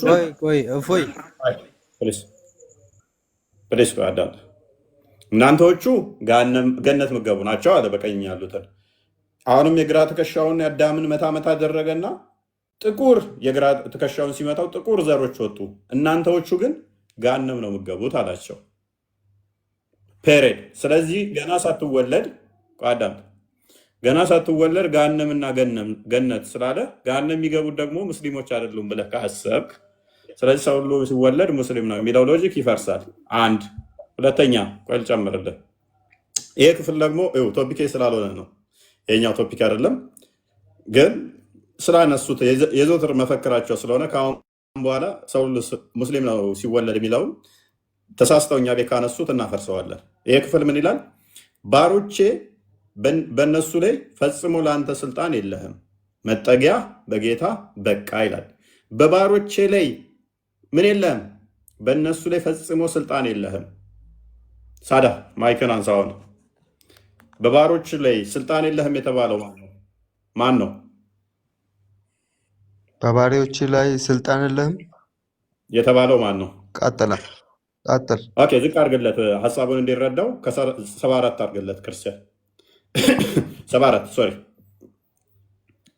ከነሱ የቻልከውንም ሰው በድምፅህ አታል፣ ከነሱም ላይ በፈረሶችና በእግሮችህ ሆነ ለልብ በገንዘቦቻቸውም በልጆቻቸውም ተጋራቸው፣ ተስፋ ቃልም ግባላቸው፣ ሴጣንም አታለልን እንጂ ተስፋ ቃልን አይገባላቸውም ይላል። ሴጣን ምንድን ነው የሚያደርገው? ተስፋ ቃል ይገባል፣ ያታልላል አይደለ? በባሮች ላይ ስልጣን የለህም የተባለው በሙስሊሞች ላይ ግን ሴጣን ስልጣን የለውም አይደለ? እንደዚህ ማለት በባሪያዎች ላይ ስልጣን የለህም ማለት አሁንም እስካሁን ራሱ ያለ ነገር ለአላህ የተገዛ ለአላህ የተገዛ የተገዙት ላይ ስልጣን የለውም። ሴጣን አይነካቸውም። ሙስሊም ስለሆነ ብቻ ጀነት አይገባም። ጀነት ይገባል እኔ ጀነት ይገባል አይገባም አይደለም። ኃጢአት የሚሰራ አለ። አልጠየኩም። ስለዚህ ሴጣን ሙስሊም የተባሉትን ስልጣን የለውም። እሱ ሊነካቸው ሊያዛቸው እንትን ሊላቸው አይችልም ማለት ነው አይደለ? ህፃናት ሙስሊም ናቸው ብለህ ታምናለህ? ሳይ ሙስሊም 23:7 ክፈትልኝ።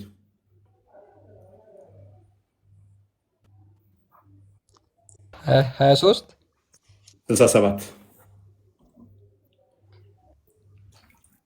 አሁን አንተ ለመጠየቅ እንጂ እኮ ለመልስ ጊዜ አትሰጥም። አዳምጥ፣ አንብብ ይሄንን ክፍል። በባሮች ላይ ህፃናት ሙስሊም ናቸው ብሏል። ሴጣን በባሪያ ላይ አይነካውም፣ አይደርስበትም፣ ስልጣን ኃይል የለውም ብሎናል። ህፃናት ሙስሊሞች ናቸው ብሎናል። እንየዋ፣ አንብበው ክርስቲያን። ኦኬ አቡ ሁሬራ ሪፖርትድ አላህስ ሜሴንጀር አሲንግ አቡ ሁሬራ እንደተረከው የአላህ መልእክተኛ የተናገረውን ይላል። the crying of the child starts when the satan begins to prick him የህፃናት ለቅሶ የሚጀምረው ሲወለዱ ማለት ነው። ሰይጣን ጎኑን ስለሚቆነጥጠው ነው። ደገሞ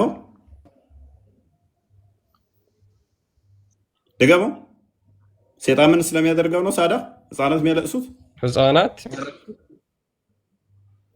ጎኑን ስለምነካ ነው አለ። ህፃናት ነው አለ። ሙስሊሞችን አይነካም ብለህ ነበረ ሰምቻለሁ።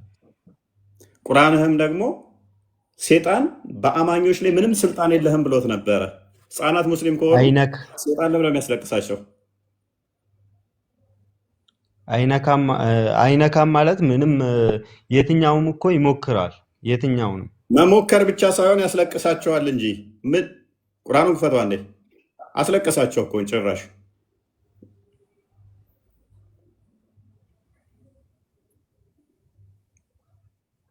በባሮቼ ላይ ፈጽሞ ለአንተ ስልጣን የለህም። ፈጽሞ እንኳን ሊያስለቅስ ማለት ነው። ስልጣን የለህም እንኳን ማስለቀስ። ለምን እንደሆነ ልንገርህ። ቀጥል።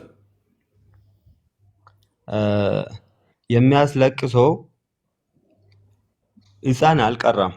ህፃን አልቀራማ። አሁን ትልቅ ሰው ቢሆን እና ልንገርህ አይደለም እኮ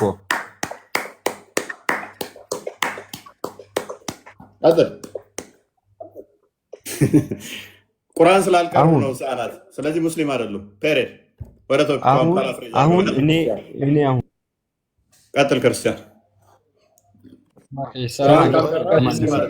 እፎይ ኧረ በአላህ እኔን አናግረኝ። ጥያቄ አለኝ በአላህ።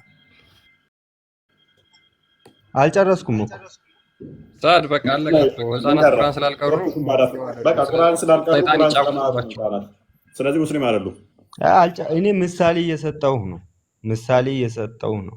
ቶፒኩ ላይ ገባ። በቃ ወደ ቶፒኩ መልሰው ክርስቲያን። ቶፒካችሁ ነው። ተሳስታችሁ ካሁን በኋላ ሰው ሁሉ ሙስሊም ነው የቢል ካመጣችሁ በደቂቃ ውስጥ እናፈርሰዋለን ብያችኋለሁ። በአንድ ሳይሆን ማአት ማስረጃዎች ያመጣል። በተለያየ መልኩ እናፈርሰዋለን። አላፈረስክም እኮ። አሁን ወደ ቶፒኩ ተመለስ። ኦኬ ሳድ አቤት። ኦኬ እስማኤል አንዴ ትቀጥላለህ። አላህ ኃጢአት ባትሰሩ በምድር ላይ ምን ያደርጋችሁ ነበር? ባትሰሩ ኃጢአት ባትሰሩ ያቆያችሁ ነበር ወይስ ያጠፋችሁ ነበር? ለምን ጀነት ስለተዘጋጀልን መሞታችን አይቀርም። ብንሰራም ባንሰራም እንሞታለን። ብንሰራም ባንሰራም እንሞታለን።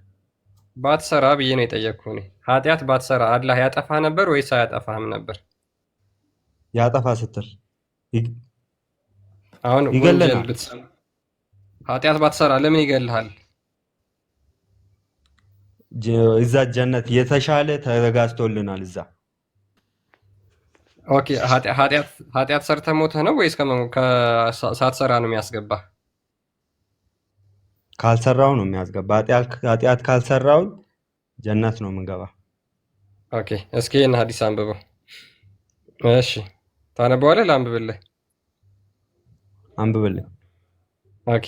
አቡ ሁረይራ ሪፖርትድ አላህስ ሜሴንጀር አስ ሴይንግ ይላል ባይ ሂም ኢን ሁዝ ሃንድስ ኢዝ ማይ ላይፍ፣ ነፍሴ በእጁ በሆነችው በአላህ እምላለሁ። ሙሐመድ የተናገረው ማለት ነው። ኢፍ ዩ ዌር ኖት ኮሚቴድ ሲን፣ ኃጢአት ባትሰሩ ኖሮ አለ ሙሐመድ፣ አላህ ውድ ስዊፕ ዩ አውት ኦፍ ኤግዚስተንስ፣ አላህ ከህልውና ያጠፋችሁ ነበረ። ኤንድ ሂ ውድ ሪፕሌስ ባይ ሰምዋን ሁዝ ፒፕል ሁ ውድ ኮሚት ሲን፣ ኃጢአት በሚሰሩ ሰዎችም ይተካችሁ ነበር አለ። ለምንድን ነው አላህ ኃጢአት ካልሰሩ ሰዎችን የሚያጠፋው? ኃጢአት ጀነት እዛ ስለተዘጋጀልን አልኩ። ኃጢአት የሚሰሩትንስ የሚተካው ለምንድን ነው? ኃጢአት የሚሰሩትን ደግሞ ገሃነምን ስላዘጋጀ ለነሱ ደግሞ ጀሃነም እንዲገቡ ነው። ኃጢአት ሰርቶ ስለዚህ አላህ ሰዎች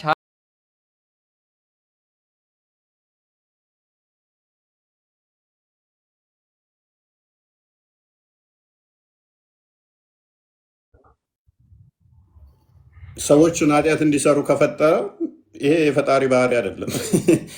አላህ ሰዎች ኃጢአት እንዲሰሩ ይፈጥራል ማለት ከባድ ነው። ፈጣሪ እኛ ይሄ እንዲሰሩ ሳይሆን ከኃጢአታቸው እንዲመለሱ ነው። አይልማ ተውበት እንዲያደርጉ አይልማ። ክፍሉ እናንተ ለምሳሌ ሙስሊም ናችሁ፣ ምንም ኃጢአት ካልሰራችሁ እናንተን አጠፋና ኃጢአት የሚሰራ ሰው ፈጥራለሁ ማለት ምን ማለት ነው? ምክንያቱም ቃል ኪዳን ገብቷል። ወይ አንተ አብዱ ችግሩ ምን እንደሆነ ታውቃለህ? ሰው ኃጢአት ይሰራል፣ ግን ተውበት ማድረግ አለበት። አይልም። ማንኛውም ሰው ኃጢአት ይሰራል፣ ደግሞ ከኃጢአቱ ደግሞ ይመለሳል፣ ተውበት ያደርጋል። አላህ ለተውበተኞች ተውበት ለሚያደርጉት ተቀባይነት አለው። ገባህ? ክፍሉ ምን እንደሆነ ታውቂያለሽ? ኃጢአት ባሰሩ ነው። ሁሉም ኃጢአት ባይሰሩስ? አሁን ይኸውልሽ የተፈጠሩበት ዓላማ ሰው ልጅ ሆኖ ኃጢአት የማይሰራ የለም። የሰው ልጅ ሆኖ ፍጹም የለም። ሁሉም ኃጢአት ይሰራል። ግን ዋናው ነገር ዋናው ፖይንቱ ከኃጢአቱ ይመለሳል፣ ተውበት ያደርጋል። ኢሳ ለምሳሌ ሁሉም ሰው የተባለ ፍጡር ኃጢአተኛ ነው። ግን ተውበት ነው ዋናው። የሰው ልጅ ተውበት ማድረግ ነው። ኃጢአት ሰርቷል ታች ሁሉም አትበይ። ለምሳሌ ነው አሁን አላህ ምንድን ነው ያለው? ገብቶሃል? አዩ ችግሩ ምን እንደሆነ ታውቂያለሽ? ፕሮባቢሊቲው ነው የተቀመጠበት። ሎክ እንዳንቺ እንዳስተምሮ እንቀበለዋለን። መልካም ነገር ግን እኛ ከፈጣሪ ባህሪ አንጻር ግን ስናይ ፈጣሪ ቅዱስ ነው። እኛ ቅዱሳን እንድንሆን ነው የሚፈልገው። የኛ ቅዱስ ነው። ሰው ሁሉ ቅዱስ ቢሆን ነው የሚፈልገው። የእናንተው ደግሞ ሰው ሁሉ ቅዱስ ከሆነ አጠፋችኋለሁ፣ ጥፋት የሚያጠፋ ሰው ያስፈልጋል እያለ ነው። ምክንያት ምንድን ነው? ለገሃነም ቃል ኪዳን ስለገባላት ተሰውና ከአጋንንት አንቺን ሞላሻለሁ ስላላት ማለት ነው። ግዴታ እቺ ቃል ኪዳኑ እንድትሞላ ሰዎች ኃጢአት መስራት አለባት። ፖይንቱን በደንብ ካገኘሽው አይደለም ቅድም ስላልከው ነገር ነው ማለት አላህ ለኃጢአተኞቹ ቦታ አለው ወይ ስላልክ ነው። ለኃጢአተኞቹ ቦታ አለው ሳይሆን እሱ የሚፈልገው ማንኛውም ሰው ኃጢአት ይሰራል፣ ግን ደግሞ ተውበት እሱ የሚፈልገው አላህ ከኛ የሚፈልገው ተውበትንና ወደ እሱ መመለስን ነው። አላህ የሚያስደስተው ይሄ ነው። ገባህ አይደለ? እንጂ ማያጠፋ ማይሳሳት ፍጡር የለም ከነብያቶች በስተቀር ማለት ነው። እኛ እንሳሳታለን፣ ግን የሚያስፈልገው ወደሱ መመለስና ተውበት ማድረግ ነው። እሱን የሚያስደስተው ይሄ ነው። አንቺ እኮ ነሽ አሁን እንደዛ ያልሽው እንጂ ክፍሉ እንደዛ አይልም። ኤኔስ ክፍሉን ክርስቲያን ቀጣይ ታነበዋለህ። ቀጥል። እንደዛ አይልም። ሰው ለምሳሌ ኃጢአት ባይሰራ አንዴ ሰዓት አንተ ቆይ በቃ አንተ ቅድም ጨርሳል። ምንድነው የሚለው ክፍሉ? ኃጢአት ባትሰሩ ኖሮ እናንተን አስወግጄ ኃጢአት በሚሰሩ ሰዎች እተካችሁ ነበር ነው የሚለው አላህ ማለት ነው። ስለዚህ ሰው ኃጢአት ካልሰራ ለምንድን ነው የሚጠፋው? ለምንድን ነው ኃጢአት የሚሰሩ ሰዎችስ የሚፈጠሩት በእነሱ ምትክ? ሰው ኃጢአት ሳይሰራ የሚኖር ከሆነ በዛው ቅድስናውን እየጨመረ መኖር አለበት እንጂ እንዴት ኃጢአት ካልሰራችሁ ብሎ ግብ ግብ ውስጥ ይገባል ፈጣሪ? ኃጢአት ሰርታችሁ ይቅርታ ጠይቁኝ እንዴት ይላል? አሁን ለምሳሌ ወይ በእናንተ ገነትና ሲኦል ኃጢአት ሰርታችሁ እኮ አይደለም። አንተ አልተረዳህም። ኃጢአት ሰርታችሁ አይደለም፣ እሱ ስሩ እኮ አላለም። ግን ሰው ሆኖ ማይሳሳት አንተ አትሳሳትም? ልጠይቅ ጥያቄ፣ አትሳሳትም? ኦኬ ችግር የለም። አንድ ጥያቄ ልጠይቅ። ኖ አታውጣው፣ ቶ ስለ ራስህ ነው የጠየቅኩት። አይ ኖ ለምን ክፍሉ ላይ አታውጣው፣ ቁርአኑን አታውጣው፣ ቶ አንተ አትሳሳትም? እፉ ነው ወይ ነው? አንተን ነው የጠየቅኩ። ክርስቲያን አንተን ነው የጠየቅኩ። የራሳችሁ ሰርች ስለሆነ ነው። አረ መልስልኝ፣ አንተ ክርስቲያን መልስልኝ። ቆይ አዩ ወይ መጀመሪያ አንዴ አይደለም አንተን ኖ አይደለም ይመልስልኝ። እፎይ አንዴ ዝም በል ይቅርታ። ግን ክርስቲያን ነው የጠየቅኩ። እሺ ልመልስላት። ችግር የለውም። እሺ አንተ ተሳስተህ አታውቅም ወይ? ችግር የለውም። እሺ እኔ ለምሳሌ ኃጢአት እሰራለሁ አይደለም የጠየቅኩህን መልስልኝ እኮ የጠየቅኩህን መልስልኝ እኮ። ስህተት ሰርተህ አታውቅም? እሺ ስህተት ሰርተህ አታውቅም? እሰራለሁ። ባልሰራስ ነው። ቆይ ሌላ አትጨምርበት። ባልሰራስ ነው ምን ያደርገኝ ነበር? ቆይ አይደለም አትጨምርበት። ሌላ ባልሰራ ምን ያደርገኝ ነበር? አላህ ልነግርህ ነው። አዳምጠኝ። እሺ ቀጥይ። ስህተት ሰርተህ ታውቃለህ አይደል? ባልሰራስ ምን ያደርገኝ ነበር የሚለውን ቀጣይ ጥያቄ እያሰብሽ መልሽ። አንዴ ብቻ የጠየቅኩህን መልስልኛ እኮ አልኩሽ እኮ ቀጥይ፣ እየመለስኩልሽ። እሺ ስህተት ሰርተህ ፈጣሪህን ይቅር በለኝ ብለኸው አታውቅም? ታውቃለህ? አውቃለሁ። በቃ እሱ ስህተት ስራ ብሎህን የሰራው፣ አንተ ሳታውቅ ነው የሰራው። እሱ ስህተት ስራ ካለህስ ለምን ይቅርታ ትጠይቀዋለህ? ቆይ ኦኬ፣ አሁን በጣም ጥሩ ፖይንት አመጣሽ። እሺ ኃጢአት ሰርቼ ይቅርታ አልኩት። ኃጢአት ባልሰራ ኖሮስ ምንድን ነበር የሚያደርገው? ኃጢአትማ ይኸውልህ፣ ለዚህ እኮ ነው የሰው ፍጹም የለውም ያልኩህ። ለዚህ ነው በቅድስና ይባርከኛል ወይስ ያጠፋኛል? ይቅር በለኝ የምትለው ለምንድን ነው? ቤተክርስቲያን ሄደህ ይቅር በለኝ የምትለው ለምንድን ነው? ይባርከኛል። እያዳመጥሽት ይኸውልህ፣ እኔ ጠየቅኩህን አልመለስክልኝም እኮ። ከክርስትና አንጻር ከሆነ ልመልስልሽ አንዴ ከክርስትና አንጻር ከሆነ አይደለም። እዚህ ውስጥ መጽሐፍ ቅዱስንም ቁርአንንም አታስገባው። እኛ አዩ እንደ መጽሐፋችን እንደ ሰውኛ ሳይሆን አሁን የፈጣሪን ባህሪ ነው እየጠየቅን ያለ ነው።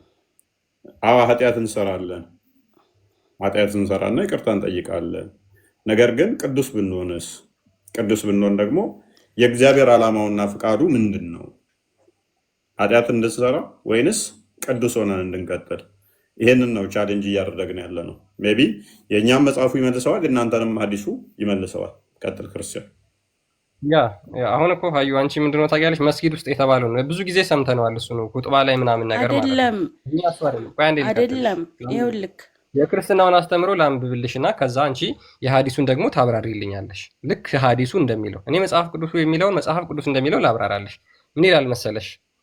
ዳሩ ግን እኔ ቅዱስ ነኝና ቅዱሳን ሁኑ ተብሎ ስለተጻፈ እግዚአብሔር አምላክ ምን ብሏል መሰለሽ? እኔ ቅዱስ ነኝና እናንተም ቅዱሳን ሁኑ ብሎ ለህዝቡ ተናግሯል። ስለዚህ ሐዋርያ ጴጥሮስ ምን ብሎ ይደግማል? ዳሩ ግን እኔ ቅዱስ ነኝና ቅዱሳን ሁኑ ተብሎ ስለተጻፈ የጠራችሁ ቅዱስ እንደሆነ እናንተም ደግሞ በኑሯችሁ ሁሉ ቅዱሳን ሁኑ። ስለዚህ አንድ ሰው ቅዱስ የሚሆነው ኃጢአት ካልሰራ ነው እንጂ ኃጢአት ባትሰራ ኖሮ አጠፋሃለሁ አይደለም እግዚአብሔር የሚለው። የእናንተ ግን ከዚህ በተቃራኒው ነው የሚናገረው። ሊትራሊ ኮንትራፖዚት በተቃራኒው ነው የሚናገረው። አላህ ደግሞ እዚህ ጋር ምን ይላል? ኢፍ ዩ ዌር ናት ኮሚት ኤ ሲን ኃጢአት ባትሰሩ ኖሮ ቅዱስ ብትሆኑ ኖሮ አላህ ያጠፋችሁ ነበረ። ሊትራል ኦፖዚት ማለት ነው። ከዛ በኋላ ኃጢአት በሚሰሩ ሰዎች ይተካል። ዘፍጥረት ምዕራፍ 2 ቁጥር 17 አንዴ ክፈተው። እግዚአብሔር አዳምና ሔዋንን ፈጠረ። አሁን ችግሩ ምንድነው? እሱ ሞትና እንትንን እንደነሱ ምንረዳ ይመስላችኋል? ነው እኛ እንደናንተ አንረዳም። በገነት አስቀመጠው። ከዛስ ምንድነው ያለው? ሁሉን ትበላለህ፣ ነገር ግን ይህን ዛፍ አትብላ አለው። ስለዚህ ማይበላ ከሆነ ለምንድን ነው ያልበላኸው ብሎ ሆነ ቀን መጥቶ አያጠፋው። ማይበላ ከሆነ ዘላለማዊ ነው፣ ይሄው እንዲቀጥል ነው የሚያደርገው። ከበላስ ሞት ይመጣበታል። ቀጥል፣ ሞት ይመጣበታል። እግዚአብሔር አምላክም ሰውን እንዲህ ብሎ አዘዘው፣ ከገነቱ ዛፍ ሁሉ ትበላለህ፣ ነገር ግን መልካምና ክፉን ከሚያሳውቅ ዛፍ አትብላ፣ ከእርሱ በበላህ ቀን ሞትን ትሞታለህ። ከበላ ምን ትሆናለህ? ኃጢአት ነው፣ ትሞታለህ፣ ከእኔ ትለያለህ አለ። ከፍ አድርገው። ስለዚህ ይሄንን ትእዛዝ ሰጠው ማለት ነው። ኤኒዌይስ ቴንኪው። ካልበላህ አይደለም የምትሞተው። አሁን እስልምናው ጋር ግን ምን ሆነ? ትእዛዝ ሰጠው። ትእዛዙን ከጠበቀ ምን ይሆናል? እሱን አጠፋና ትእዛዙን በሚጥስ እተካ አለው። እኛ ጋስ ትእዛዙን ምጥስ ከሆነ አጠፋለሁ ነው። እነሱ ጋር ግን ትእዛዙን የምጠብቅ ከሆነ አጠፋለሁ ነው። ሁለቱ ተቃራኒ ነው። ኤኒዌይስ ፓራፍሬዝ አድርገው ወደ ቀድሞው ቶፒካችን። ቅድም የቅድሞቹ ከሃዲዎቹ ጋር በተያያዘ ነው በነገራችን ላይ። ስለዚህ አላህ ለከሃዲዎችም ለሙስሊሞችም ያለውን ቅድስና የሚያሳዩ እነዚህን የሐዲስና የቁርአን ክፍሎች ተመለከትን። ለከሃዲዎቹ የሚያቆያቸው ኃጢአትን በኃጢአት እንዲጨምሩ ብቻ ነው፣ ለሌላ አይደለም። ወደ ንስሐ እንዲመለሱ፣ ተውበት እንዲያደርጉ፣ አላህን እንዲያመልኩ፣ መልእክተኛውን እንዲያምኑ አይደለም። እነዚህ መናፍቃንንና ጣዖት የሚያመልኩትን ሰዎች ከሃዲዎችን ማቆያቸው በኃጢአት ላይ ኃጢአት ጨምረው መጨረሻ ላይ ገሃነም ለማስገባት ነው። ምዕራፍ 23:39 ላይ ቀደም እንዳያችሁት ያ ከጌታ ጋር የተሰቀለው በ11ኛው ሰዓት ሆኖ እንኳን ጌታ ሆይ በመንግስት በመጣ ሰዓት አስበኝ ሲለው ዛሬ በመንግስት ከእኔ ጋር ትሆናለህ በገነት አለው። ቀድሞ እንዲገባ አደረገው። በ11ኛ ሰዓት እንኳን ሆነ። ምናል ፍቅር እንደሆነ አምላካችን ማለት ነው።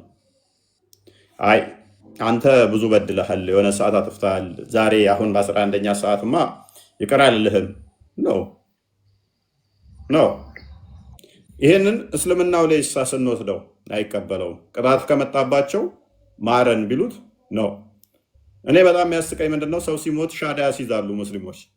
ቁርአናቸውን አያውቁትም። እየሄዱ ሊሞት ሲል ሻዳ ያስይዛሉ። አይታችሁ ከሆነ ሊሞት ሲል ከዛ ሻዳ ሲይዘው ይሞታል ማለት ነው። ሱራ 84ን ክፈተው። ቁርአኑ ግን ምንድን ነው የሚለው? ቅጣት በመጣበት ሰዓት ላይ ተቀባይነት የለውም። እነሱ ሊሞት ያለን ሰውን እንኳን ሻዳ ያስይዛሉ።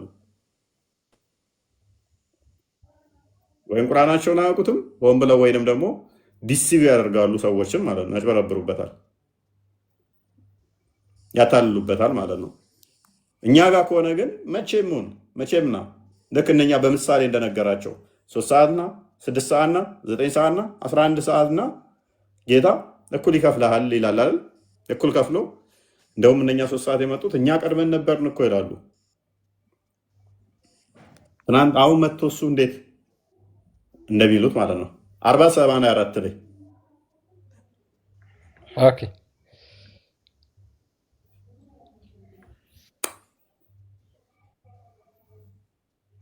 አንብበው።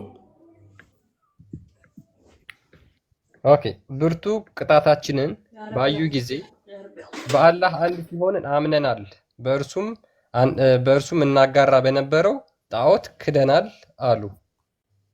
ብርቱ ቅጣታችንን ባዩ ጊዜ ማመናቸውም የሚጠቅማቸው አልነበረም። ቴንክ ዩ ሉክ አስቀድሞ በምቾት ያቆያቸዋል። በምቾት ለምን የሚያቆያቸው? ለማዘናጋት። ቅጣት ሲመጣ ደግሞ እሺ አመንን ጣዖት አናጋራም ካሁን በኋላ ሲሉት ቅጣት ስላመጣሁባችሁ ነው አሁን እንደዛ የምትሉት። አልቀበልም። ማንም ከአንተ አናጋራም። በቃ አንተን ብቻ እናምልክ። ኖ አልፈልግም። በምቾት ላይ ምቾት እየጨመረ ደግሞ ያቆያቸው ማዘገያቸው ለምንድን ነው አለ? ኃጢአት ላይ ኃጢአት እንዲጨምሩ ብቻ ትሰመርበት ብቻ ተውበት እንዲያደርጉ አለም። ያኔ ምንም ኦፕሽን የላቸው፣ ዘግቶታል። ልክ ቅጣት ሲያመጣባቸው ደግሞ የሰጣቸውን ከነሳቸው በኋላ አጭበርብሮ ለምሳሌ ሴጣን በቀላሉ ልስጣችሁ። ሴጣን ምድር የሚያደርገው ጠንቋይ ምናምን እንደዛ ነው የሚባለው። አይ ቲንክ አባባሉን ነው ይሰጣል ምናምን ነገር ከዛ መጨረሻ መልሶ ይወስደዋል ምናምን ይባላል አይደል? አይ ዶንት ኖ ብቻ መጀመሪያ ይሰጣል፣ ከዛ ሲሰጠው ያስደስታል። ይሄንን የሚያደርገው ሴጣን እያመቻቸ ነው ሊያርደ። አላህም ምን ይላል? ይሄንን ማደርገው ላዘናጋህ ነው። እኔ አይደለሁም ያልኩ፣ ክፍሉ ነው የሚለው፣ ቁርአኑ ነው የሚለው። ለማዘናጋት ነው ይሄንን ማደርገው። አዘናግቼ ከዛ ከብርቱ ቦታ እዛቸዋለሁ። ኃጢአት እንዲጨምሩ ብቻ ነው ይሄንን የምሰጣቸው አለን። መልካም እሺ። ከዛስ ሰዎቹ በደስታ ላይ ደስታ ሲጨምርላቸው አምላካችን በቃ እያስደሰተን ነው ብለው ሲሉ፣ እሱ ግን ኃጢአት እንዲጨምሩ ብቻ ነው ይሄንን ለማታለል ነው ያደረግኩት አለ። ኦራይት። ከዛስ ነጠቃቸው። ከዛ የሰጣቸውን ወይንም አደጋ መጣባቸው፣ ቁጣ መጣባቸው። ኦ ተሳስተናል፣ ይቅርታ አላህ አንተ ብቻ ነህ ጌታ ምናምን ብለው ደግሞ ሲመጡ ቅጣቴ ስላያችሁ ነው አልቀበላችሁም።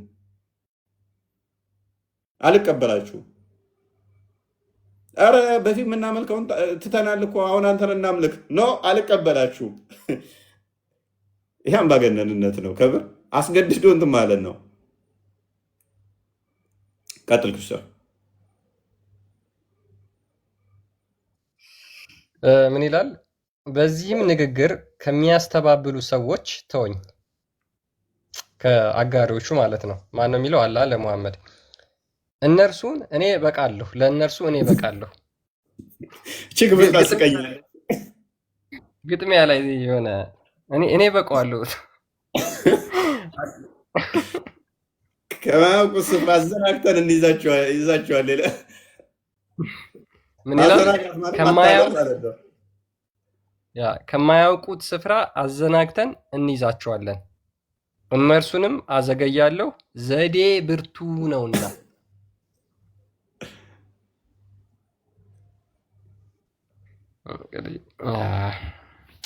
ከባድ ነው።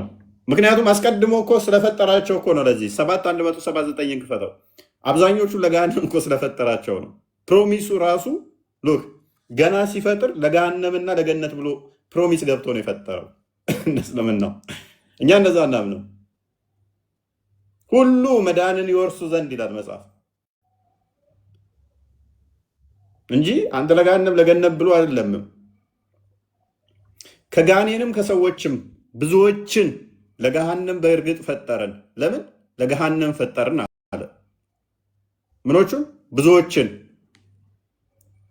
ኢንቴንሽኑ ገና ሲፈጥራቸው ብዙዎቹን ለምንድን ነው? ለገሃነም።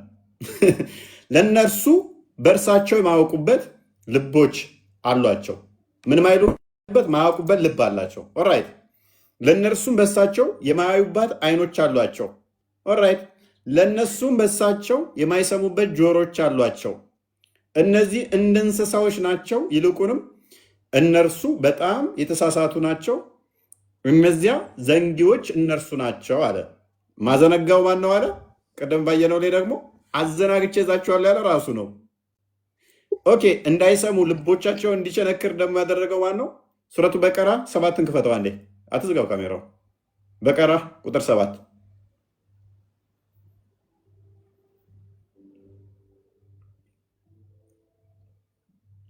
አላህ በልቦቻቸው ላይ በመስሚያዎቻቸውም ላይ አትሞባቸዋል፣ እንዳይሰሙ እንዳያዩ ሆነዋል አለ አይደለ?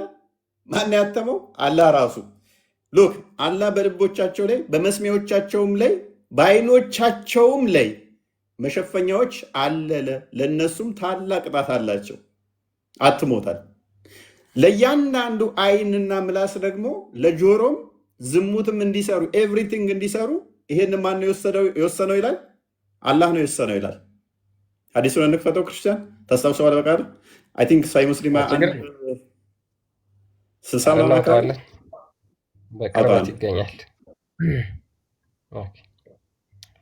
ለእያንዳንዱ ደግሞ የወሰነው ይሄንን አሁን የመታው ማን ነው? አላህ ነው።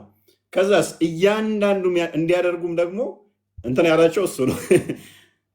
2685 ኦኬ እሺ እናንብበው። አቡ ሁረይራ ሪፖርትድ አላህስ ሜሴንጀር ሲንግ አቡ ሁረይራን እንደተረከው ሙሐመድ እንደተናገረው ይላል አላህ ፊክስድ the very portion of adultery which a man will indulge in ሰዎች የሚያደርጉትን ዝሙት ሁሉ አላህ አስቀድሞ ወስኖባቸዋል ወይም ደግሞ አትሞባቸዋል። there would be no escape from it ማንም ከሱ ያመልጥ። the adultery of the eye is lustful በአይን የሚታይ ዝሙት እያለ ይቀጥላል። በእግር በጆሮ እያለ ይቀጥላል ማለት ነው። እነዚህን ሁሉ ያተመባቸው አላህ ነው። ማንም ከዚህ አያመልጥም። ማንም ማምለጥ አይችልም። ምን አይልም? ማንም ማምለጥ አይችልም። ከባድ ነው። ትንደፋደፋታለህ እንጂ ቅድም አትመነባቸው ያለላል። ጋነም ሰዎችን ከጅኒና ከጋኔን አይምን ከሰዎችና ከጅኒዎች ብዙዎችን ለጋነም ነው የፈጠርኩት ካለ እዛው ቁጥር 7 ላይ አይ ቲንክ 7ኛው ሱራ 175 እንደዚህ አካባቢ ላይ አደምን እንትን ዘሮቹን አውጥቶ እንትን የሚለውም እዛው ክፍል ላይ ነው። ስለዚህ ገና ሲፈጥር አስቀድሞ ለገሃነምና ለገነት ብሎ ነው የወሰናቸው። ሚሽካተ መሳቢያ 119 ላይ ባለው መሰረት ማለት ነው። ከዛስ አይኖቻቸው ልቦቻቸው ታትሟል አለን። ቁርአኑ ላይ እኔ ነኝ ያተምኩት አለ። ሐዲሱ ላይ ደግሞ እያንዳንዱ ለጆሮአቸው ለምላሳቸው ለዓይናቸው ያተምኩት እኔ ነኝ አለ። ከዛ ማዘገያቸው ለምንድን ነው አለ? ሆን ብዬ ብርቱ ነኝ ጥበቤ። ማዘገያቸው ገሃነም አይምን ኃጢአት እንዲሰሩ ብቻ ሰዎች ሁሉ ሊድኑ እውነት ወደ ሆነው እውነትን ወደ ማወቅ ሊደርሱ በሚወዱ በእግዚአብሔር በመድኃኒታችን ፊት መልካምና ደስ የሚያሰኝ ይህ ነው። ሰዎች ሁሉ እንዲድኑ 6:16 ክፈተው ዮሐንስን። ሰዎች ሁሉ እንዲድኑ ነው የኛ። እነሱ ጋስ እንዲጠፉ ብቻ ልዩነቱ። ሎክ 3:16 ነው ያልኩህ እኮ። ምንድን ነበር ያልኩት? 6:16 ዳዝ ልሳን ይባላል። በእርሱ የሚያምን ሁሉ የዘላለም ሕይወትን እንዲኖረው እንጂ እንዳይጠፋ እግዚአብሔር አንድያ ልጁን እስኪሰጥ ድረስ ዓለሙን እንዲወዶታል። እንዲሁ ተወዷል ዓለሙ። ዓለም በልጁ እንዲድን እንጂ በዓለም እንዲፈርድ እግዚአብሔር ወደ ዓለም አላከውምና በእርሱ የሚያምን ስለዚህ በእርሱ እንድታምን እንዲድን ሁሉ ካመን ካጠፋለሁ የሚል ጌታ አይደለም። እኛ ጋር ልዩነታችን ሁሉ ካመኑ አጠፋቸውና በሌላ ተካቸዋለሁ። የኛውስ ሁሉ እንዲድን። ገነትና ሲኦል ለምን መጣ እናንተ ጋር? ለምን ገነትና ሲኦል ትላላችሁ? ኦልራይት ሲኦል ከእግዚአብሔር የተለየህበት ቦታ የምታርፍበት ነው። ስለዚህ እሱ የመጣው ምንድነው? በጥፋት የመጣ ነው። በጥፋታችን ሲኦል ማለት ምን ማለት ነው? ሲኦል ማለት ምን ማለት ነው? ከእግዚአብሔር የተለየ ቦታ፣ ከእግዚአብሔር ተለይተህ ከእግዚአብሔር ረድኤት ርቀህ ያለህበት ማለት ነው። እንዴ ሲኦል የእግዚአብሔር አይደለም እንዴ? በረከትሽን ለእሱ ባለመታዘዝሽ ያለሽበት ቦታ የምትቀጭበት ማለት ነው። ቅጣት ምን አይነት ጥፋት? ኦልራይት ምን አይነት ጥፋት? አሁን ባየሽው ላይ አሁን ባነበብኩት ላይ በልጁ የማያምን የዘላለም ሕይወት የለውም። ሰው አምናለሁ በአንተ ካልሽ ከእሱ ጋር ትሆኛለሽ። ዮሐንስ ወንጌል ምዕራፍ 14 ላይ እንደሚናገረው ከቁጥር 1 ጀምሮ ከእሱ ጋር መኖር ፈልጋለሁ ከእግዚአብሔር ጋር ካልሽ ከእሱ ጋር ትኖሪያለሽ። ኖ እኔ አንተን አልፈልግም ካልሽ ደግሞ ለሴጣንና ለመላእክቱ ወደ ተዘጋጀው ትሄጃለሽ። ሴጣን ጋር አብረሽ ህብረት ታደርጊያለሽ ማለት ነው። ሲኦል ማለት ሴጣን ጋር አብረሽ ህብረት የምታደርጊበት ነው። ማቴዎስ ወንጌል ምዕራፍ 25 ከቁጥር 40 አካባቢ ሂዱ እናንተ ከሴጣኑ ጋር ከእንትኑ ጋር ሂዱ ይላቸዋል። ክፈቱ አንዴ ሜይ ቢ ጥቅሱ ጠፋኝ። ማቴዎስ ወንጌል ምዕራፍ 25 40 አካባቢ 41 40 እሺ አንድ ስለዚህ ጥያቄ ልጠይቅ። ከእግዚአብሔር ጋር ወይም ህብረት አብረን አንዴ ልጠይቅ። አንተ ስትፈጠር ክርስትና ተነስተሃል? እሺ ቀጥል። ክርስትና ተነስተሃል? ክርስትና ተነስቻለሁ። ለምን? መልካም። እሺ አንድ ይህን ክፍል እናንብበው። ስለዚህ ቀጥል ክርስቲያን። የኩን ትመልስልኛለህ? መልስልሻለሁ። ለምን አንተ አትመልስላትም? ሰርች አታርግ። አንተ ራስህ መልስልኝ። ለምንድን ነው አንተን አሁን መጽሐፍ ቅዱሱን አታንብበው? አንተ መልስልኝ። ይህን ማታምንበት ከሆነ ለምን ክርስትና ተነሳ? ይህን ብቻ መልስልኝ። መልካም። ክርስትና የተነሳሁት ምንድን ነው? እሱ ዳግም መወለድ ስላለብኝ፣ ክርስቶስን መልበስ ስላለብኝ ክርስትና ተነስቻለሁ። ዳግም መወለድ ስላለብኝ። አንዴ እኮ ተፈጥረሃል አይደል? አንዴ እስከተፈጠርክ ድረስ ለምንድን ነው ክርስቲያን ሆነ እስከተፈጠርክ ድረስ ለምን ክርስትና ትነሳለህ? ክርስትና ማለት ወደ ክርስትና መምጣት ማለት ነው አይደል? አልተሳሳትኩም። ክርስቶስን የምንለብስበት ነው። ከክርስቶስ ጋር በሞቱ በቃ ክርስትና ማለት ይሄን መልስልኝ። ክርስትና ማለት ክርስቲያን ልብስ ነው የምትለብሰው? አብዱ ይኸውልህ ሲጀመር ማለት ነው። አንዴ ሰማኝ ፎይ ሀዩ ቀጥይ። ይኸውልህ ክርስትና የሚነሳው እኔ እንደማውቀው ከሆነ ሲፈጠር የሰው ልጅ ሙስሊም ነው። በቃ ይሄን እመን። ሙስሊም ሆኖ ስለተፈጠረ እኮ ሙስሊም ሆኖ ባይፈጠር ክርስትና አትነሳም። ክርስትና ማለት ይኸውልህ ክርስትና ማለት ክርስቲያን መሆን ማለት ነው። አዳምጪ እሺ። ኦልራይት አንዴ ክርስቲያን አዳምጥ። እንትን ጥቅስ ከፍተልኛለህ። ሶሪ። ስለዚህ ሙስሊሞች እስካልታጠቡ ድረስ ሙስሊም አይደሉም። መሐመድ ራሱ መታጠብን የለመደው በ40 ዓመቱ በኋላ ነው። ሙስሊም የሆነው 40 ዓመቱ ላይ ነው። ተዘጋጅ። ይህንን ጥያቄ ስለመጠይቅሽ ይህ ልመልስልህ። መታጠብ ያልከው ልመልስልህ። ቆይ አሁን አልጠይቅሽም። ለጊዜው ተዘጋጅ። ቆይ ልመልስልህ። አንተ ሽንት ቤት ስትሄድ ውሃ ይዘህ አትገባም? አልጠየኩሽም። ተዘጋጅበት። አንቺ የምታውቂው እሱን ስለሆነ ነው።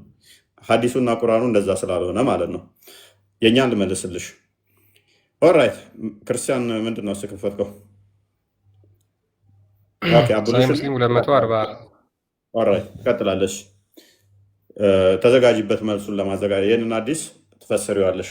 ኤኒዌይስ እኛ ክርስትና እንነሳለን። ክርስትና የምንነሳው ምንድን ነው? እሱ ዳግም መወለድ ስላለብን፣ ይሄም የጌታችን ትእዛዝ ስለሆነ ዳግም ክርስቶስን ሞቱን በሚመስል ሞት ዮሐንስ ወንጌል ምዕራፍ 3 ቁጥር 13 ነው ቁጥር 1 እስከ 6 ቁጥር 5 አካባቢ ክፈትልኝ። እኛ በመረጃ ነው የምናወራው፣ ዝም ብለን ተረተረትም አይደለም። ባይዘ ኦኬ። ኢየሱስ መልሶ እንዲህ አለው፣ እውነት እውነት እልሃለሁ ሰው ከውኃና ከመንፈስ ካልተወለደ በቀር ወደ እግዚአብሔር መንግስት ሊገባ አይችልም። ሰው ከውኃና ከመንፈስ ካልተወለደ በስተቀር ወደ እግዚአብሔር መንግስት ሊገባ አይችልም። ከስጋ የተወለደ ስጋ ነው፣ ከመንፈስ የተወለደ መንፈስ ነው። ስለዚህ ዳግም ልትወለዱ ያስፈልጋችኋል። ስለዚህ ዳግም መወለድ አለባችሁ ተተባል። ምንድን ነው ይሄ? ጌታችን የአምላካችን ትእዛዝ ከሆነ አሜን ብለን እንቀበላለን። አሜን ብለን እንቀበላለን ማለት ነው። ስለዚህ አንዴ ሚዩታርክ። ስለዚህ የትእዛዝ ነው ማለት ነው። ስለዚህ ሁላችንም ስንወለድ ልጆች ከሆነን እንደ ልጅነታችን የእግዚአብሔርን ልጅነት ደግሞ ማግኘት ስላለብን ከስጋ ከእናትና ከአባት እንወለዳለን፣ በስጋ ፍቃድ ማለት ነው። በመንፈሳዊ ደግሞ የእግዚአብሔር ልጅነትን እንደገና ገንዘብ እናደርጋለን፣ ባሪያ ስላልሆንን እኛ ማለት ነው። እግዚአብሔርን ልጅነት ማድረጉ ለምን አስፈለገ? እፎይ እንደገና ማድረጉ ለምን አስፈለገ? አዳምጥ ቆይ። ለምን ረመዳን ትጾማለህ? ለምን ሻዳ እንትን ትላላችሁ እያልኩ መጠየቅ አይጠበቅብኝም። በኡዱ ብቻ እንዴት ነው? አዳምጥ። ህፃናትንም ጠይቃለሁ። ገሃነም ነው የሚገቡት ህፃናት በአንተ ሐዲሱን ከፍቻ ያሳያለሁ። ተረጋጋ፣ አትንቀልቀል። አትንቀልቀል፣ ጣልቃ ትግባ። ሀዩነች አደምንሳ እየጠመቀው ማን ነው? የአደም ነፍስ አባት ማን ነው? የአደምን አቦሊሽን እጠይቃችኋለሁ። ምክንያቱም አቦሊሽን በራሱ ኃጢአትን ማስወገጃ ስለሆነ በእስልምና ሎግ አቦሊሽን በራሱ ኃጢአትን ማስወገጃ ስለሆነ ስለምጠይቃ አትቸኩል። ኦልራይት። ስለዚህ ወደኛ ስንመለስ ሰው ትንሣኤን ለማግኘት ከክርስቶስ ጋር ምን መሆን አለበት? ሞቶ መነሳቱን ለማሳየት ትእዛዙንም መጠበቅ አንድ አለበት ማለት ነው። ስለዚህ ክርስቶስን የምንለብሰው ምንድነው? በጥምቀት ነው። ገላትያ ምዕራፍ 3 ላይ እንደሚናገረው ቁጥር 24 አካባቢ ጀምሮ አንዴ እንትን በለው። ተረት ተረት ሳይሆን የምናወራው በመረጃ ነው የምናወራው እኛ። ይኸውልህ እኔ ያልኩህ እኮ ክርስቶስ ጋር አንድ ትሆኑ ዘንድ ቆይ አንዴ ከክርስቶስ ጋር አንድ ትሆኑ ዘንድ የተጠመቃችሁ ሁሉ ክርስቶስን ለብሳችኋልና፣ አይሁዳዊ፣ የግሪክ ሰው፣ ባሪያ ወይንም ጨዋ የለም፣ ወንድ ወይንም ሴት ሁላችሁ በክርስቶስ አንድ ሰው ናችሁ። ሱራ 4:34 ላይ ሰውን በሰው አበላልጦ ከወንዶች ሴቶች ትበልጣላችሁ ምቷቸው እንደሚል አይደለም። እኛ የተጠመቅን ሁላችን ምንድነን? አንድ በክርስቶስ አንድ ሰው እንባላለን። አንድን ባሪያ ጨዋ ምናምን ብሎ ነገር የለም።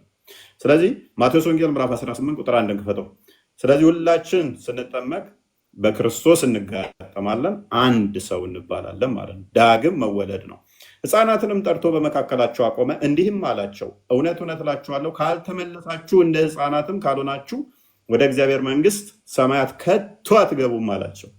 ስለዚህ ምን መሆን አለበት? ሰው እንደ ሕፃን ልጅ መሆን አለበት። ሕፃናት መንግሥተ ሰማያት ለእነሱ ነች የተገባችሁ በክርስትና። ሕፃናት ምንድነች? ለሕፃናት መንግሥተ ሰማያት እንኳን የሕፃናት ነች።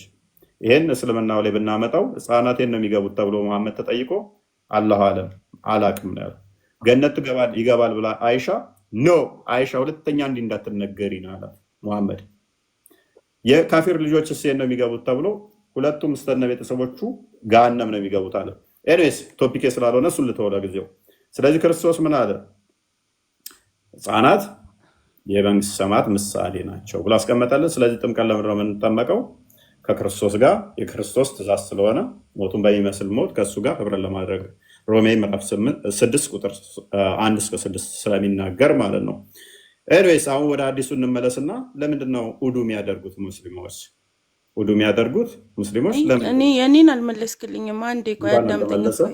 ውዱ ለምታደርጊው ለምንድን ነው? እንግባባ። ውዱ የምታደርጊው ለምንድን ነው? እንግባባ። የኔን የጠየቅኩህን መጀመሪያ በስትክክል አልመለስክልኝም። ይኸውልህ እኔ ያልኩህ ለምንድን ነው ክርስትና የምትነሳው? ክርስትና የምነሳው ዳግም ለመወለድ አዳምጠኝ፣ እየመለስኩልህ ነው። ዳግም ለመወለድ ነው አልከኛ። ስለዚህ ዳግም የምትወለደው እግዚአብሔር በፈጠረ ፍጡር እርግጠኛ አይደለህም ማለት ነው። እሱ በስትክክል አልፈጠረኝም፣ እኔን ክርስቲያን አድርጎ አልፈጠረኝም እያልክ ነው። ይህን ካልክ ደግሞ ስትፈጠር ክርስቲያን አልነበርክም፣ ክርስትና ተነሳ። ክርስትና ማለት ደግሞ እኔ እንደማውቀው ከሆነ እንደምረዳው ክርስቲያን መሆን ማለት ነው። ስላላመንክበት ነው ክርስትና የተነሳኸው፣ ዳግም የተወለድከው ማለት ነው። ኦራይት እሺ፣ እናመልሰው ክርስቲያን ኤኒዌይስ ራሳቸው ላይ ሲሆን ጥሩ አድርገው ይረዱታል። ይሄን ለምን አትመልሰውም? ለምን ወደ ክርስቲያን ታድርጓል? ራስህ ወይ ሲጀምር ኤኒዌይስ ናና አንድ ክፈተው። ምንድነው እየከፈትክ ያለው? ሱራ 2:100 ቆይ የኛው ላይ ትሄድበታለህ። ሱራ 2:138 ክፈተው።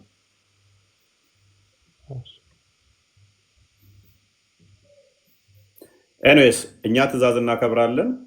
ሙስሊሞች ደግሞ ትእዛዝ ማክበር የለባችሁም። ትእዛዝ የምታከብሩ ከሆነ አይ በፊት አልነበራችሁም የሚል ፐርሚስ እየሰራች ነው። ስለዚህ እነሱ በጾም ሲጾሙ ረመዳን ለምሳሌ በፊት ሙስሊም ስላልሆኑ ነው ጾም መጾም የጀመሩት ማለት ነው። which is lame argument በጣም ደካማ የሆነ ማለት ነው።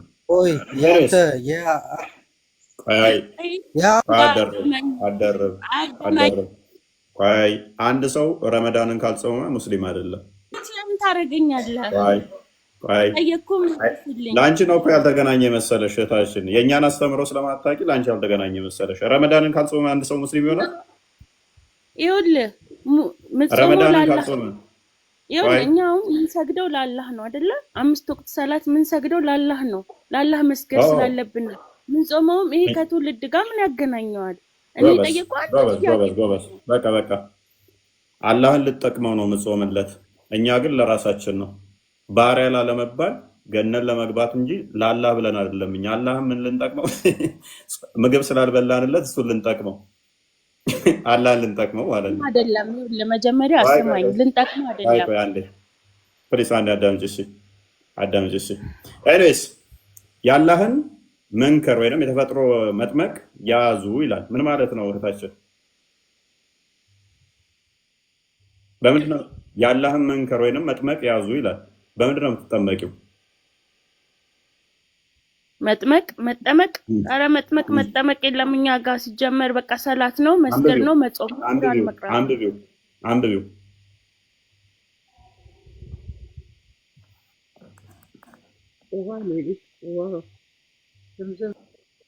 እፎይ አትረብሽ። አንብቢው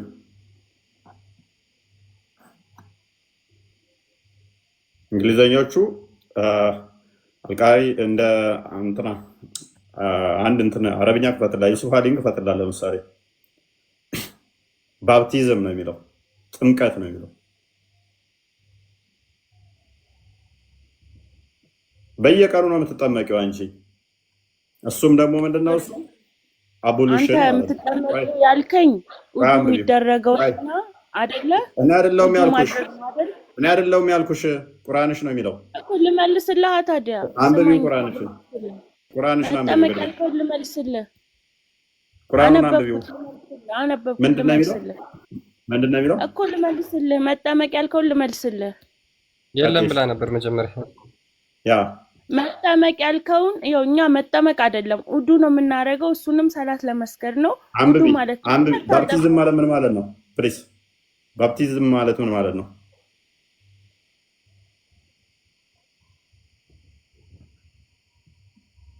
መነከር ማለት ምን ማለት ነው? መነከር ማለት ውዱ ነው። ይኸውልህ መነከር በእናንተ ነው፣ መጠመቅም በእናንተ ነው። በእኛ ቁርአኑ አዩ ኮፒ አድርገህ ነው አባቴ። እኔ ቁርአኑ እኮ ነው በምታመጣው ነገር አይደለም ማምነው፣ እኔ በማውቀው ነው ማምነው። ኦልራይት ቁርአንሽን ክፈሽ። እሺ በቃ ነይ ቁርአንሽን ክፈሽ። ከላይ ላድርግሽ? ትከፍቻለሽ? ቪዲዮ አልከፍትም አባቴ። አንብቢው፣ እሺ ክፈሽ፣ አንብቢው። በቃ የራስሽን በቀራ ላይ 138ን ክፈሽ፣ አንብቢው።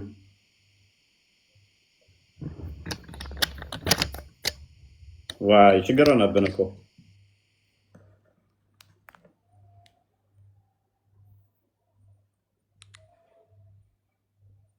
አለሽ አዩ?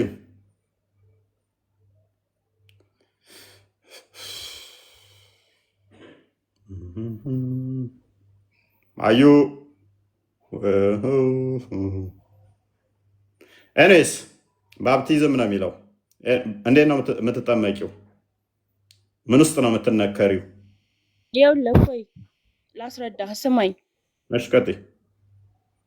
ይኸውልህ አንተ መጠመቅ የምትለው እኔ አይደለሁም ያልኩት፣ አንተ ብለሽ እንዳትዪ።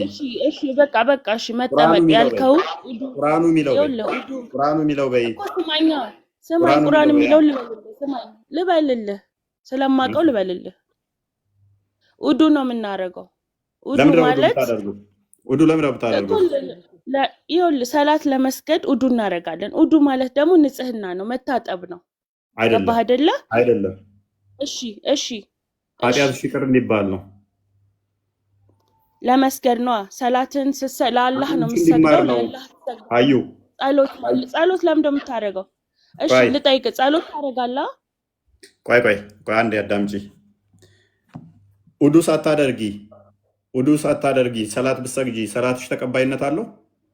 አይኖረውም። ጎበዝ። ሰላት ማይሰግድ ሰው ሙስሊም መሆን ይችላል? ሲጀምር ሰላት የማይሰግድ ሰው ሙስሊም አይደለም። ከሙስሊምም ሲጀምር ከእናንተ የምንለየው እኮ በሰላት ጨረስን። ስለዚህ የምንለየው አዩ አርጉመንቱ እንዴት እንደሚሰራ ሳትታጠቢ ወይም ደግሞ ውዱ ማያደርግ ሰው ሰላቱ ተቀባይነት የለውም። በደንብ አስተውሉ። ቆይ አዳምጪ፣ አንተ ጠየቅከኝ መለስክልኝ። አዳምጪ፣ አርጉመንቱ በደንብ ይግባሽ። ውዱ ማያደርግ ካልታጠበ ጸሎቱ ተቀባይነት የለውም። አንድ በሉ። የመጀመሪያ ፐርሚስ ካልታጠበ ጸሎቱ ተቀባይነት የለውም። ሰላት ማይሰግድ ሰው ደግሞ ሙስሊም አይደለም። ስለዚህ በቀን 5 ጊዜ ግዴታ ውሃ ውስጥ መሞጫረቅ ሙስሊም ለመሆን ግዴታ ነው። በውሃ በቀን 5 ጊዜ መታጠብ ግዴታ ሙስሊም ለመሆን፣ አለበለዛ ሙስሊም አይደለች። ሐዲሱን አንብበውን ክርስቲያን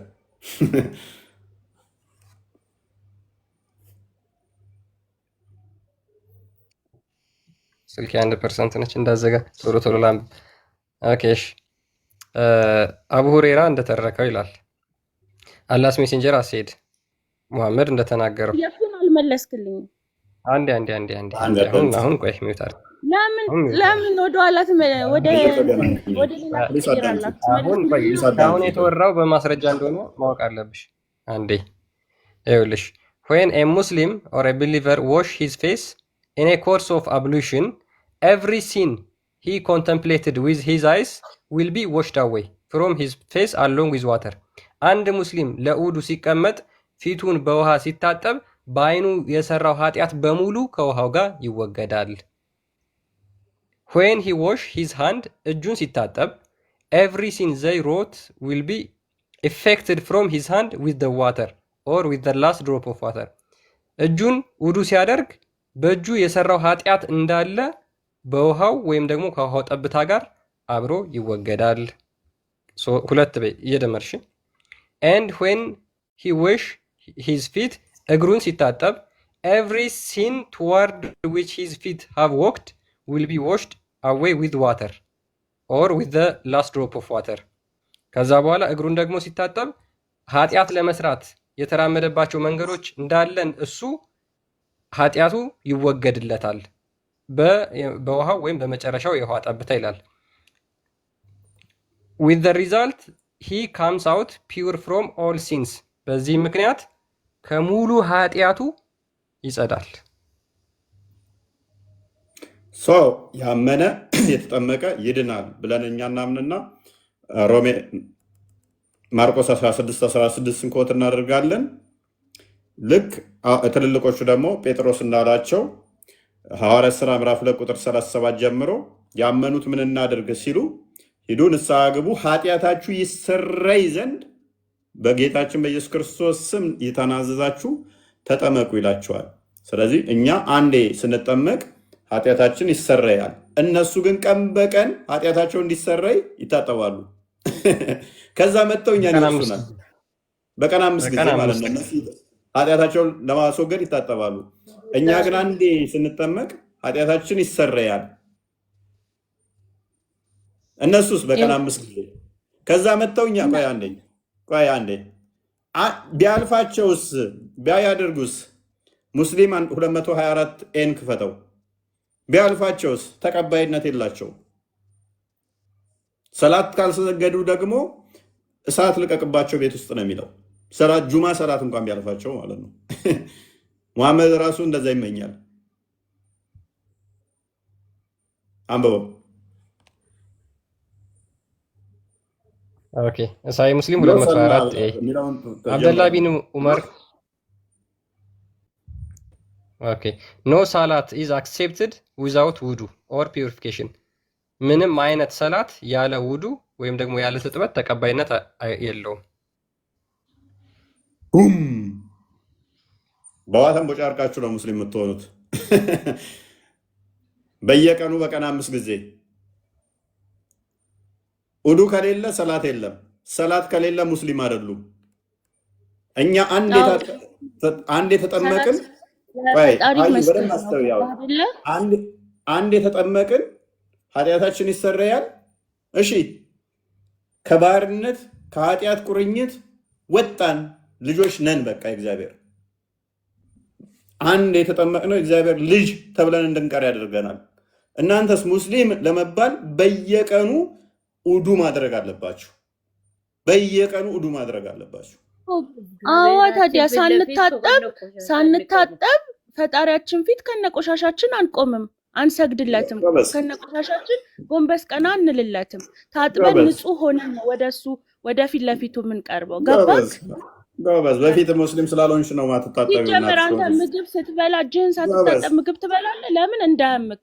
ተግባባን? ሳትታጠብ አትበላም። አዩ ስለ ንጽህና ጉዳይ አይደለም። በቃ ታዲያ ንጹህ ሳትሆን አሁን እኔ ሰላት ከልኝ ወደ አላህ ቤት አልገባም። ኃጢአት ንጽህና ጉዳይ አይደለም። ኃጢአት ሲን ማለት ምን ማለት ነው? ኃጢአት እኮ ነው። አዩ ቆሻሻና ኃጢአትን ለያ አዩቲ እኮ ገባህ አባባሌ። አንተ ንጹህ ሳትሆን ቤተክርስቲያን ትገባለህ? ኃጢአትና እንትን ንጽህና ቆሻሻን እንዲለዩ የጠየኩህን ለምን አሁን ይኸውልህ፣ ቅድም የጠየኩህን መጀመሪያ የጠየኩህንም አልመለስክልኝም። ስለ ማርፍም ክርስትና እንዲህ ስናዞረ አልመለስክልኝም። ልሻው ኤኔስ ተመልሷል። ይኸውልህ ስለ ስለዚህ ክርስትናም አልመለስክልኝም። አይ አዳምጫያት ሰው ምንድነው ለምን የሚጠመቀው አልሽን? ሰው የሚጠመቀው ከክርስቶስ ጋር ከባርነት ነፃ ወጥቶ የእግዚአብሔር ልጅ ለመሆን። የእግዚአብሔር ልጅ እንዴት ነው የሚሆነው? ኃጢአትን ጥሎ እዛ ጽድቅን ይለብሳል ማለት ነው። ጽድቅን ይይዛል ማለት ነው። ከባርነት ይወጣል፣ ዘላለማዊ ልጅነትን ገንዘቡ ያደርጋል። ስለዚህ አንቺ አሁን ብትማሪ ብትጠመቂ እድሜኛ ጋር ማተር አደርግም። 80 ሙኝ 50 ሙኝ 1 ዓመት ሁኝ 10 ዓመት ሁኝ በእግዚአብሔር ዘንድ እድሜ ማተር አያደርግም። ስለዚህ አንቺ ታምኛለሽ፣ ትማሪያለሽ፣ ትጠመቂያለሽ። ከዛስ ከኃጢአት ባርነት ትወጫለሽ። ከዛስ ኃጢአትሽ ይቅር ይባላል። ከዛስ ከኛ ጋር ህብረት ታደርጊያለሽ፣ አምነሽ ትጠመቂያለሽ። አለቀ። ስለዚህ ፈጣሪ እግዚአብሔር ሲፈጥር ከነ ኃጢአትን የፈጠረ ማለት ነው። ከዛ የምትጠመቅ ማለት እኔ አሁን አላህ ፈጥሮኛል። ስለዚህ ሌላ ምንም የምጠማመቀው ነገር የለኝም። ገባ? እሱ ከፈጠረ which is dumb and stupid ኢዴት አይነት አስተሳሰብ ዛችሁ አትምጡ። በየደቂቃ ውስጥ በቀን 5 ጊዜ የምትታጠቢው አላማ እንደዛ አድርጎ ፈጥሮሽ ነው። አሁን እኮ ስለመታጠብ አይደለም፣ ስለ ክርስትናው መልስልኝ ነው ያልኩት። መልስልኝ ስለ ክርስትናው።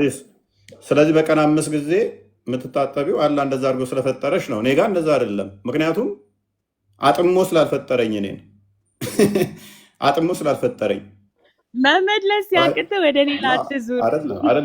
አይደለም ማንኛውም ኮመንት ላይ ያልገባው ሰው እስቲ ንገረኝ። በጣም ቀላል ሎጂክ እኮ ነው የጠየቅናችሁ። ሰው አምኖ ሲጠመቅ ከባርነት የእግዚአብሔር ልጅ ይሆናል። ከኃጢአት ባርነት ነፃ ይወጣል። በየቀኑ ኃጢአቴ እንዲሰራይ ብለን አይደለም የምንጠመቀው። እናንተስ በየደቂቃው በየቀኑ ኃጢአታችን እንዲሰራይ ብላችሁ መታጠብ አለባችሁ። ካልታጠባችሁ ሙስሊም አይደላችሁም። ተስማማን እኮ።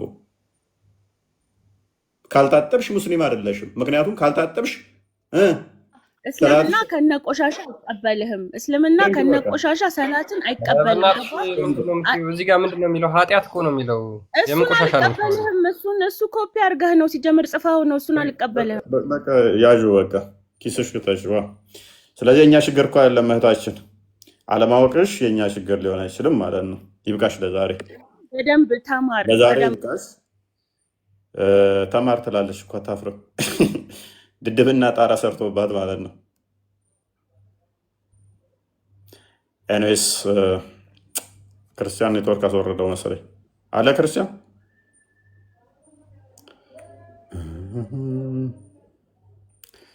ዘሆል እኮ ነው። በቃ አይምሯቸውን የበረዟቸው ዘሆል እኮ ነው። ድድብና ጣራ የነካባቸው በኢየሱስ ስም which is easy logic እኮ ነው። ኃጢአት ሲሰራይ ነው እንትን የምትለው ልጅ የምትባለው እንዴት ምናምን። ያ አንተ አምነህ ስትጠመቅ ኃጢአትህን ትናዘዛለህ፣ ኃጢአትህ ይቅር ይባላል። ከኃጢአት ባርነት ትወጣና እግዚአብሔር ልጅ ትባላለህ። ኃጢአትህ ይሻራል ስትጠመቅ። አንዴ ነው ጥምቀት የምትፈጸመው፣ ኤፌሶን 4:5 እንደሚናገረው። እነሱ ጋር ኃጢአታቸው ይቅር እንዲባል ምን ማድረግ አለባቸው? በየቀኑ 5 ጊዜ መታጠብ አለባቸው፣ ኃጢአታቸው ይቅር እንዲባል። ካልታጠቡስ ሰላታቸው ተቀባይነት የለውም። ሰላት ካልሰገዱስ ሙስሊም አይደሉም።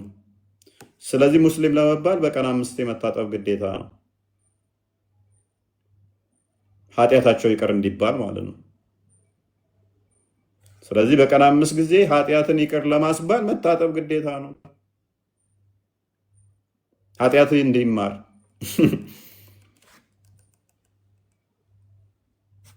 የንጽህና ጉዳይ ሳይሆን የኃጢአት ጉዳይ ነው። ሎጂኩን ወደ እናንተ ስንመልሰው አትንደፋደፉ። የእኛን በደንብ አድርገን እንመልሳለን።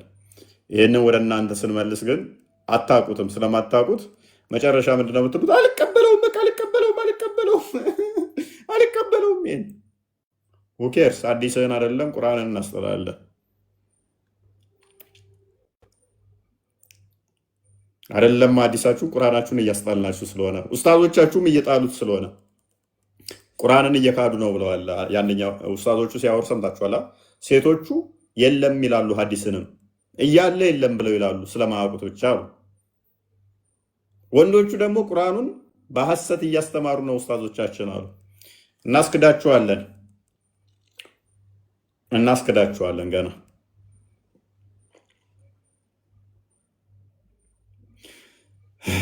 ግን ደስ የሚለው ምንድነው ከስር በጣም ይማራል ማለት ነው። በደንብ የሚማር ኦዲየንስ አለ። እሱን ነው የምንተማመነው እኛ። ከገስት ስንወጣ በትንሹ 10፣ 15፣ 20 ልጆች ቴክስት ያደርጉልናል። የተወዛገቡ እንደጸኑ የሄዱ የሚመለሱ ከምንም በላይ ማወቅ በደንብ መማር እንፈልጋለን የሚሉ ማለት ነው። ይሄ ጥሩ ነው። መማራችሁ ጥሩ ነው። ውላቢው እንደዛ ስታደርጉ በጣም ነው የምትመቹን። አንድ ሰውዬ ቻርጅ ይዘጋች። አይገርምም? ይገርማል፣ ይደንቃል። አልቋል መሰለኝ። ግን ባይዜ በጣም ክሊር ፖይንት ነው የዛሬው። እውነት በጣም የሚገርም ነው። እኔ ራሱ እንደ አዲስ ነው በቃ ሀሳቦቹ ይሆኑብኝ፣ አነባቸዋለሁ እንደ አዲስ ይሆኑብኛል ሁልጊዜ። ጭንቅላት እኮ አለሽ አንቺ ሰውዬ፣ ለዚህ እኮ የምትመችኝ። በደንብ ከአንተ ውጭ ተዋ።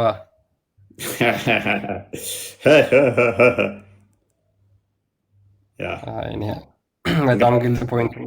ብዙ ነገር ተነራችኋል ብለን ጭንቅላትሽን አደንቀዋል። እስኪ ከፍ ላድርግሽ። እቺ ሰውዬ ዋዛ አይደለችም። ባይዘ ሰቃይ ነች። ደግሞ አካዳሚክም ሰቅላይ ወጣች ነች። እንደምታወታ እንዳመስላችሁ አካዳሚክ ላይ ሰቅላይ ወጣች ሰቃይ ተማሪ ነች። እና እንደዚህ እንደ ኡስታዞቹ ከ10ኛ ክፍል የተመለሰች አይደለችም።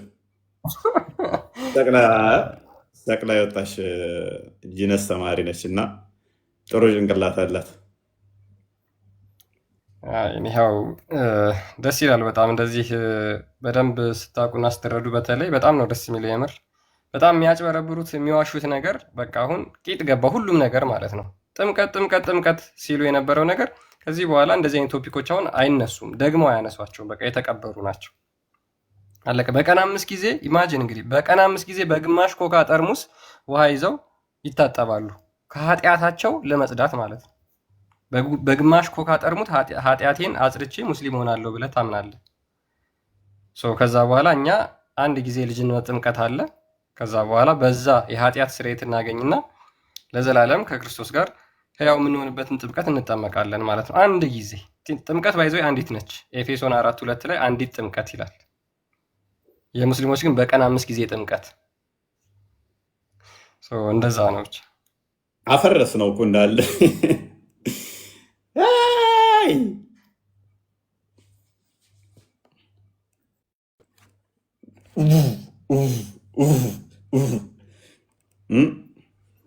እስከ ዛሬ የሸወዱት አይበቃቸውም እንዴ? አስበዋል። የዛሬው ቶፒክ ኃጢአት እንድትሰሩ ብቻ ነው ማቆያችሁ እያለ ሙስሊም አላህ እኔን አሁን ያቆየኝ ኃጢአት እንድሰራ ነው። ክርስ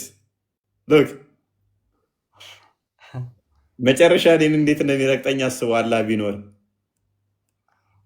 ያ እንግዲህ አሁን ምንድነው በቃ እድሜህ እየጨመረ ሲመጣ ትፈራለህ ማለት ነው። በቃ ወይኔ አላህ የሚያቆየኝ በቃ እየጨመረልኝ ነው ኃጢአት እያልክ በፍራቻ ውስጥ ነው የምትኖረው። በጣም እኮ ነው የሚገርመው። አለመኖር ጠቀመን። ቶሎ ግደለኝ ብለህ መለመን ነው እንግዲህ። ሐዲስ አለ እኮ እንደዛ የሚል ቶሎ ግደለኝ የሚል ሐዲስ እኮ አለ። መቆየቴ እያቆየኸኝ ያለኸው ለመጥፎ ነገር ከሆነ በቃ ቶሎ ግደለኝ የሚል አለ። ያ መሐመድ እንደዛ ብለው ጸሎት እንዲያደርጉ አስተምሯቸው ነበር።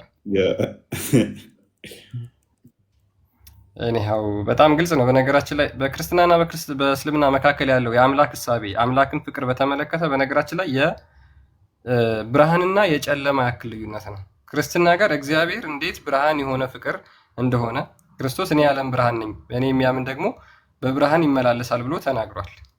ክርስትና በጣም ብርሃን ነው። እግዚአብሔር አምላካችን ፍቅር ነው አይደለም? እንደዚህ ይሄ እኮ የቂመኛ የተንኮለኛ የሴረኛ እንደው በጣም ቂም ይዞብህ እንዴት ነው ቆይቶ ከዛ በኋላ ሊያጠቃህ ጥሩ ጊዜ እየፈለገልህ አይነት ያለ አዘናግቼ በማያውቁት ስፍራ አዘናግቼ መጥቼ ይዛችኋለሁ። ይሁን ብዬ ብርቱ ነች ቅጣቴ እና ለዛ ነው ማዘናጋቴ ምናምን የምትለው ፓርት ትመቸኛለች። ቆመ ጠብቀኝ ይዞ እንግዲህ አላ ተንኮለኛ ሰውን ይመስለኛል ብላለች ይችላል የሚስራ እህት አስራ አላ ተንኮለኛ ሰውን ይመስለኛል። ለምን ትላል? የሚያዘጋየን ለካ ኃጢአት እንድንጨምር ነው። ግልጽ ነውና ምንም እንኳን ኃጢአት ብትሰሩ ሴጣን በኃጢአት ላይ ኃጢአት ሊያሰራ ይችላል፣ ሊጥላችሁ ይችላል። ኃጢአት ሰርቻለሁ ብላችሁ ከቤተክርስቲያን አትራቁ፣ ከእግዚአብሔር እቅፍ አትውጡ። ምንም እንኳን ኃጢአት ብትሰሩ የሰራችሁት ኃጢአት ምንም እንኳን ከባድ ቢሆንም እያሸማቀቃችሁ ሊያርቃችሁ አይገባም ማለት ነው። ሊያወጣችሁ ይበልጥ አይገባም። ምንም እንኳን ኃጢአት ብትሰሩ ምንም አይነት ኃጢአት ብትሰሩ በቃ ኃጢአት ሰርቻለሁ ይቅር አይለኝም ብላችሁ ልትርቁ ልትለዩ አይገባም። ይበልጥ ልትቀርቡት ነው የሚገባው። ደህና እደሩ።